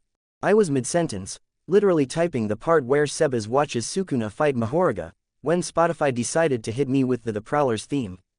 You know the one. The spooky one. I didn't cue it. I didn't have it in any playlist. It just appeared, like the algorithm was possessed. I paused. Took my headphones off one ear. Because the music wasn't just coming from the headphones. It was coming from behind me. I turned around. There was a man in my room. He was standing directly behind my chair. One shoe on, shirt torn, slightly smoking from what appeared to be recent proximity to magma. He was reading my screen, reading the chapter, reading the words I was typing about him. He looked at me. I looked at him. The Prowler's theme was still playing. Quote. Yo who the fuck are you? I said, falling out of my chair. Sebas tilted his head. Bitch, Sebas said, did you just talk back to me? This is my room. His fist connected with my face before the sentence finished. I want to describe the hit accurately. I want to convey the physics, the velocity, the impact, but I can't, because I was unconscious before my brain registered that a fictional character had just punched me in my own bedroom at 2 a.m. while the Prowler's theme played in the background. I hit the floor. My chair rolled into the wall. My monster energy fell over. Sebas looked down at me. Unconscious. Sprawled on the floor. Glasses crooked. One AirPod still in. Yeah, take that, monkey boy, Sebas said. He looked at my screen. The chapter was still open. The cursor was blinking. He read the last few lines. What a bum, he's not even a good writer, Sebas muttered. He scrolled up. Read chapter 12. Quote. He killed Black Mahorga instantly. That was supposed to be my greatest creation. This guy has no respect for my craft. He scrolled further. Read the part where he slips on the banana peel. And he keeps making me fall over. That's not funny. That's not. Okay, that's a little funny, but still. Sebas cracked his knuckles, looked at the screen one more time. Then at me, then at the screen. He leaned over the keyboard and typed 3 words at the bottom of the chapter. Sebas is cool. Then he opened a portal in the middle of my room and stepped through. My room smelled like magma for 3 days. I woke up 40 minutes later with a bruise shaped like a fist. Sebas stepped out of the portal back into Shibuya. The fight was over. Mahorga was gone. Nothing left but the 8-handled wheel, cracked and dissolving on the ground. Sukuna stood in the middle of a 140 meters circle of absolute nothing. No buildings, no street, no people, just flat, barren, scorched earth. The entire area had been shaved down to dust by malevolent shrine and then finished off with the fire arrow. Hundreds of civilians were dead. Toge Inumaki was missing an arm somewhere. The curse user who'd been involved in the ritual was sliced in half from a delayed dismantle he didn't know he'd been hit with. Sukuna stood alone in the destruction. 4 eyes scanning the horizon. Calm, satisfied. Then he paused. His 4 eyes narrowed slightly. That man, Sukuna said quietly. He was thinking about Sebas. The shoeless one, the one who'd appeared from nowhere, moved faster than him, faster than the king of curses, and summoned a black knockoff of a divine general that lasted less time than a sneeze. Strange, Sukuna murmured. No cursed energy, no technique I could read. He moved faster than me for an instant. And that creature he summoned, worthless, but the method of creation was unlike anything from any era. He flexed his hand, the one that had been burned by Jogo's magma. Healed long ago, but the memory remained. The volcano spirit's sudden power change. The undead creature that couldn't be killed. That domain made of affection. Sukuna's lip curled, all connected to that man. He stood in silence for a moment. Then he shook his head, dismissing it. Whatever that shoeless man was, he wasn't relevant to Sukuna's plans. Megumi Fushiguro was relevant. The vessel switch was relevant. That man was a footnote. A strange, fast, inexplicable footnote who smelled like another dimension and had the survival instincts of a lemming. Irrelevant, Sukuna decided. He felt his control over Yuji's body weakening. The fingers, hold was fading. Time was running out. Sukuna had already dropped Megumi off at the Shibuya tollgate, appeared for half a second in front of Shoko and Yaga, deposited the unconscious boy, and vanished before they could process what they'd seen. Megumi would live. That was all that mattered for his plans. Now for the final act. Sukuna walked back to the epicenter of his destruction. The spot in front of what used to be Shibuya 109. The area he'd personally turned into a wasteland. Bodies, rubble, silence. He felt Yuji pushing from inside, fighting to regain control, clawing his way back. Sukuna led him, but not before positioning himself perfectly in the center of the devastation. Standing among the dead, surrounded by the consequences of power that Yuji's body had been used to deliver. Take a good look, Sukuna said. He relinquished control. Yuji's eyes opened, his own eyes, and the first thing he saw was hell. 12 comments 0 vote. Aura, AN. Yo, you guys are freaky. Stop it, I am not writing smut skull. Yuji opened his eyes. The first thing he saw was nothing. Nothing. Where buildings used to be, there was flat earth. Where streets used to be, there was dust. Where people used to be, he couldn't finish the thought. He looked at his hands. Yuji grabbed his face. The sound that came out of him wasn't a scream. It was something worse. He doubled over, vomited, fell to his knees. His fingers clawed at the ground, dragging through ash, leaving streaks in what used to be Shibuya. Die, Yuji whispered. His nails scraped concrete. Only I should die. His forehead hit the ground. Die, die, die. Tears mixed with ash. The boy who'd eaten a cursed finger to save his friends was lying in the crater his body had made, begging himself to stop existing. 60 seconds passed. Then his grandfather's words came back. The execution order. The fact that if he died here, his existence was nothing more than a weapon that went off. If this continues, I'm nothing but a murderer. His fingers stopped scraping. I have to fight. He stood up, shaking, eyes swollen, face covered in ash and tears. He looked forward, and saw the single most dripped-out human being he had ever witnessed in his life. Sebas was standing on a lamp post. Standing, 1 foot on the very top, perfectly balanced, arms crossed, chin raised, looking at absolutely nothing with the energy of a man who had been placed on this earth specifically to go hard at all times. Hard. He was wearing new clothes. Long black coat, open, flowing, tailored to the point of absurdity. High-colored dark shirt, black trousers, actual boots, both feet covered for the first time in 13 chapters. And the cape, long, dark, moving in a wind that did not exist. There was no breeze in Shibuya. The air was dead, every flag hung limp. But Sebas's cape was flowing, billowing, doing the anime thing, the invisible wind thing. The universe had assigned this man a personal weather system and it only produced dramatic gusts. He wasn't looking at Yuji. Wasn't looking at anything. He was simply existing on a lamp post in full drip doing absolutely nothing with more presence than most people bring to their entire lives. Yuji stared, his brain, broken, traumatized, running on grief, produced one thought that had no business being there. Why is this guy go so hard? Behind a collapsed wall, 2 figures were watching. One was 7 feet tall, bald, pointed ears, white cape and turban, arms crossed. Piccolo. The other was shorter, bowl cut, purple GI, looking between Sebas and Piccolo with the wide eyes of a kid who'd been dragged to something he didn't fully understand. Gohan, etch this moment into your brain, Gohan, Piccolo said, not looking away from Sebas. You might not witness a kid around your age with so much aura again. Okay, Gohan said, let's not turn this trip into some sort of lecture, right, Piccolo? Piccolo didn't respond because Piccolo was already deep into it. Gohan looked at Sebas on the lamp post. The cape, the stance, the chin angle, the invisible wind. Can I reach such heights? Gohan whispered. Stop taking this seriously, Piccolo said, even though he was taking it more seriously than anything he'd taken seriously since the Cell Games.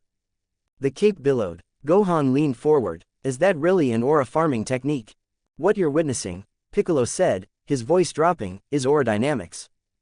Aura dynamics, Gohan, what's a third voice came from behind them. Low, gravelly, familiar. I didn't know you also attended these events. Piccolo and Gohan turned. Vegeta was leaning against a piece of rubble, arms crossed, exactly the same pose as Piccolo. He'd been there for an unknown amount of time. You think I'll miss witnessing this? Vegeta said. Gohan looked between the 2 adults who were both staring at a man standing on a lamp post like it was the World Martial Arts Tournament.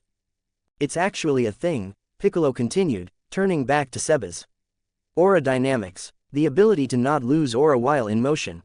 Commonly used while walking down a hill, Vegeta added, trying to maintain your aura. Or better yet, Piccolo said, when you're about to cross a road and a car decides to wait for you to pass. Both of them nodded. You can then hit them with the aura dynamics, Vegeta said, instead of doing the awkward little jog people do. Gohan's eyes went wide. Every time Chi-Chi sent him to the shops and a car waited at the crossing, he did the grateful halfrune. The sorry wave, the hunched shoulders, 0 aura retained. He looked at Sebas on the lamp post. The cape, the stillness. This man had never done the jog. This man had never even considered the jog. Cars waited for him and he let them. A very effective technique, Piccolo said. Sebas shifted his weight on the lamp post. Just enough for the cape to catch a new invisible current and billow in the opposite direction. He just changed his cape direction without wind, Gohan said. Mid-stance aura dynamic adjustment, Piccolo said. Only the highest level practitioners can do that. Somewhere below, a piece of rubble finally gave way and a chunk of building fell from a damaged structure. It plummeted toward the ground directly beneath Sebas's lamp post. Sebas didn't move. The rubble hit the ground and shattered 3 feet from the lamp post's base. The lamp post didn't wobble. Sebas didn't blink. The cape kept flowing. He could have died, Gohan said. What? Piccolo said. No, I mean, that rubble almost, he could've. What's the saying, Gohan?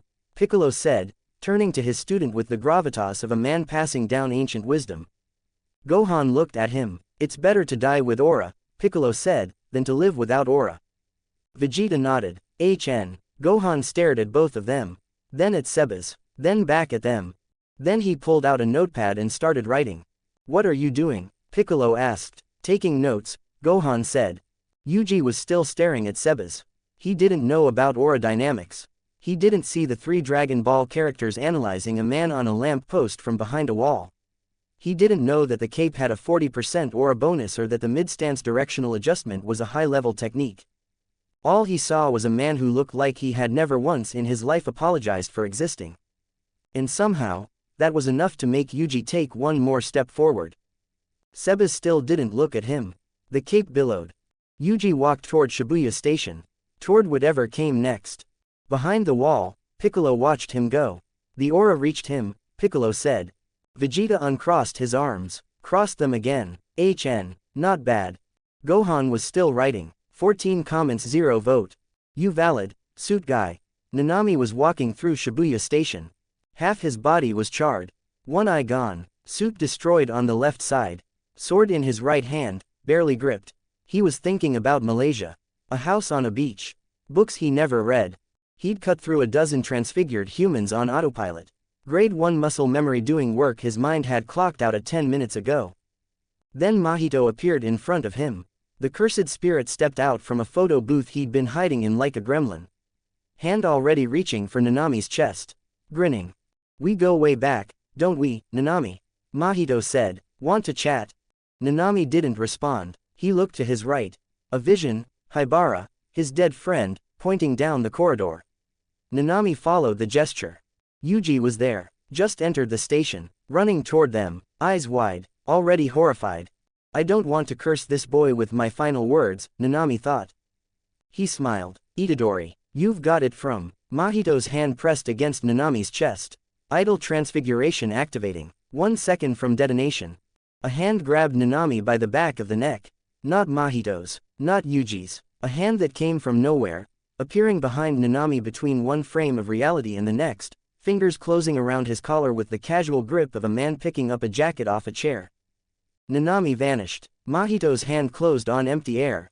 His fingers touched nothing. The chest that had been there, the target, the kill, the finale, was gone. Mahito blinked. What? Yuji, mid-sprint down the corridor, stopped dead. Both of them looked to the right. Sebas was standing 10 feet away. Full drip, cape, both boots, holding Nanami by the back of his collar like a cat someone had picked up by the scruff. One arm extended, not even looking at Mahito or Yuji. Looking slightly upward, at nothing. The cape was doing the thing. The invisible wind thing. In an underground station with zero airflow, the fabric rippled outward in slow, dramatic waves that had no source and no explanation. He wasn't moving, wasn't speaking, just standing there, arm out, holding a grown man by the neck, radiating the kind of energy that made the corridor feel like a photoshoot. Behind a support pillar, because they were still here, they had been following Sebas through Shibuya like wildlife researchers tracking a rare animal. Piccolo and Gohan watched. Gohan, Piccolo said, did you see that? He grabbed him mid-death scene, Gohan whispered. A mid-combat aura dynamic grab. Do you understand how difficult that is?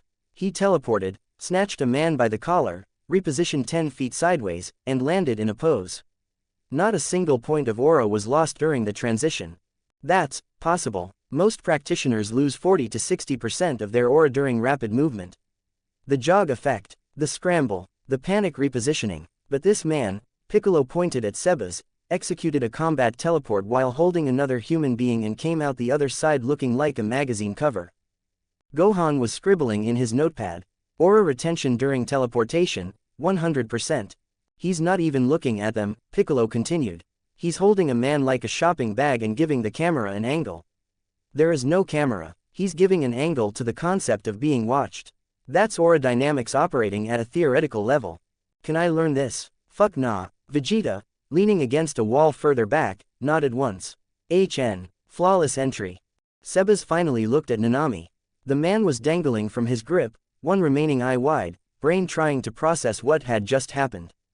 Yo, Sebas said, you the suit guy, quote. What? You walk into a war zone in a full suit. You fight curses in a tie. You got your body burned to shit and you're still walking around looking for your students instead of getting healed. Sebas set Nanami down. You valid as fuck, cuh. He flicked his fingers. Nanami's body lit up, every wound closed, every burn reversed, both eyes back, suit repaired, 3 seconds, done. Nanami stood there, fully healed, both eyes blinking, suit pristine, feeling better than he had since before Shibuya started. Quote. Who? Don't worry about it lil bro. Sebas turned invisible. Mahito stared at the spot where Sebas had been. Yuji stared at Nanami. Nanami stared at his own hands. Nobody understood what had just happened. Nanami. Yuji closed the distance, eyes wet. The boy looked like he'd been through 7 kinds of hell. I'm fine, Itadori. Nanami flexed his hand around his blade. No pain, full strength. Whatever that man did was beyond anything he'd ever experienced. He looked at Yuji, then at Mahito at the end of the corridor. Let's finish this, Nanami said. Mahito was still standing there. His grin had returned but something behind it was recalculating. His kill had been snatched from his fingers by someone he couldn't see, and now the half-dead sorcerer he'd been about to erase was standing at full health in a clean suit. I don't know what just happened, Mahito said, but it doesn't matter. I'll just kill you again. Nanami adjusted his tie. You can try. Mahito lunged. His right arm morphed mid-stride into a bladed spike aimed at Nanami's throat. Nanami sidestepped left, letting the spike pass his jaw by an inch, and brought his sword up in a diagonal slash across Mahito's extended arm. The ratio technique activated on contact. The blade found the structural weak point at the elbow joint and the forearm separated clean. Mahito didn't flinch. He reformed the arm before it hit the ground and swung the regenerated fist at Nanami's ribs. Nanami blocked with the flat of his blade, absorbing the impact with bent knees, then shoved forward to create space. Yuji came from behind Mahito. He'd circled during the exchange, feet quiet, approach low. His right fist drove into the back of Mahito's skull. The curse's head snapped forward. His body lurched. Mahito spun, turning the momentum into a backhanded swing with an elongated arm. Yuji ducked under it. The arm sailed over his head and crashed into a support pillar, cracking the concrete. Nanami was already closing. He stepped inside Mahito's guard while the curse was overextended from the backhand. His blade came down in a vertical chop aimed at the collarbone. Mahito twisted sideways, letting his torso go soft to absorb the cut. The blade sank in but couldn't find purchase in the liquefied flesh. Mahito grabbed the blade with his bare hand and kicked Nanami in the chest. The grade 1 sorcerer skidded back 5 feet but kept his balance. Yuji filled the gap instantly. He jumped off the wall to his left, used the height to come down on Mahito with a hammer fist aimed at the crown of his head. Mahito raised both arms to block. The hammer fist connected and drove him down to one knee. The floor cracked beneath him. Yuji followed up with a knee aimed at Mahito's face but the curse rolled sideways, reformed his arms, and created distance. Not bad, Mahito said, breathing harder than before. The two of you are annoying. Good, Nanami said. Mahito switched tactics. He split. His body divided down the middle. 2 Mahitos. One real, one clone. Identical. Clone Mahito bolted down a side corridor. Don't chase it, Nanami said immediately. He wants to separate us. The clone can't use idle transfiguration. The real one. A voice echoed from the side corridor. I found one. Nobara. She'd re-entered the station against orders. Because Nobara Kugasaki didn't take orders. She'd found the clone. Or the clone had found her. Kugasaki, Nanami started. The Mahitos swapped. One blink. The real Mahito and the clone switched positions. The thing in front of Nobara was no longer the harmless copy. It was the real one. His hand reached out. Nobara didn't see the switch. Nobody did. Palm open, fingers extended, contact. Nobara's body froze. Something inside her shifted. Not bones, not muscles, her soul. She looked at Yuji. He was running toward her, screaming her name. She thought about Fumi, about Sori, about the village she hated and the school she loved. She placed her hand over the left side of her face. It wasn't so bad, she said. The left side of her face split open. She fell. Yuji stopped. Nanami stopped. Mahito stood over Nobara's body, grinning. Yuji's legs buckled. He hit the floor. Everything, Choso, Sukuna's rampage, and now this, crashed into him at once. Mahito walked toward him, shaped his arm into a mantis blade, raised it over Yuji's head. Nanami moved, put himself between them, blade up. You'll have to go through me first, Nanami said. Mahito tilted his head, gladly. A clap, a single, thunderous, building-shaking clap that made every surface in the station rattle. Mahito's body swapped positions with something behind him. He stumbled, suddenly 15 feet from where he'd been, facing the wrong way. A man stood where Mahito had been. Tall, muscular, hair tied up, jacket open, shoulders that blocked the corridor. Aoi Todo. He looked at Yuji on the ground. Then at Nanami. Then at Nobara. Then at Mahito. The bells of the Gion monastery echo with the warning that all things are impermanent. The blossoms of the solid trees teach us through their hues that what flourishes must fade. He cracked his neck. However, we are the exception. To be continued. Thank you for watching.